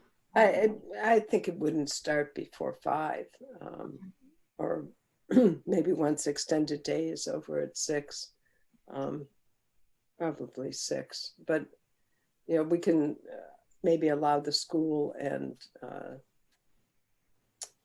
Mr. Schumann to work that out. What time works? I mean, yeah. I guess that would be. Mariah? Well, what happened with the furniture? Would it be removed every day and brought back again? You mean once they go to evenings and weekends? Correct. I think they line it up. My understanding was they were supposed to be lining up on the side of the building there. They use about, I don't know, there's 10 tables worth, I think, altogether outside. Maybe Matt, do you know more what they do with the actual tables? So I only caught part of that about, I wasn't sure if this was moving the furniture in and out for, is this for elections or for tents? No. We're only talking about Softics right Oh, now. Softics. Not elections. Actually, they've pretty much been invisible. So there's been no complaints, haven't really noticed them there. So I believe they pretty much clean up after themselves in a timely manner. Had no complaints. They're now But one of my what will favorites. happen when kids need to use that? Because it's basically the blacktop next to the playground out front, right? Right, which is not the playground that the kids at the Ridley School use. They Right, use that's- the back 3 playgrounds. Right. The front playground is sort of at a pre-K level as well, and the recess and pretty much everything is out in the back. So that front playground is there for the general public for the most part. And I've had no complaints, so I can't say I've given it too much thought. Yeah, I stopped by one time, just, walking by and took a look, and it really wasn't interfering with that community playground that I could see, so. There's actually enough space to drive a fire truck part of the way in, so it's not like they have to be bumping into each other or be right on top of each other. It's just, there's a proximity there, but it's pretty manageable. Okay, no more questions or comments. We'll take a vote. Susan? Yeah, that was a yes. Jennifer? Oh, what's this? Okay, thanks. Jennifer? Yes. Helen? Yes. Mariah? Yes. Andy? Yes. Barbara? Yes. David? Yes. And I vote yes as well. So you'll share that, Helen, with them? I will do that. Thank you Okay. very much, everybody. Okay. Okay, I'm going to move that we meet into executive session pursuant to Massachusetts General Laws, Chapter 30A, Section 21A for the following purposes.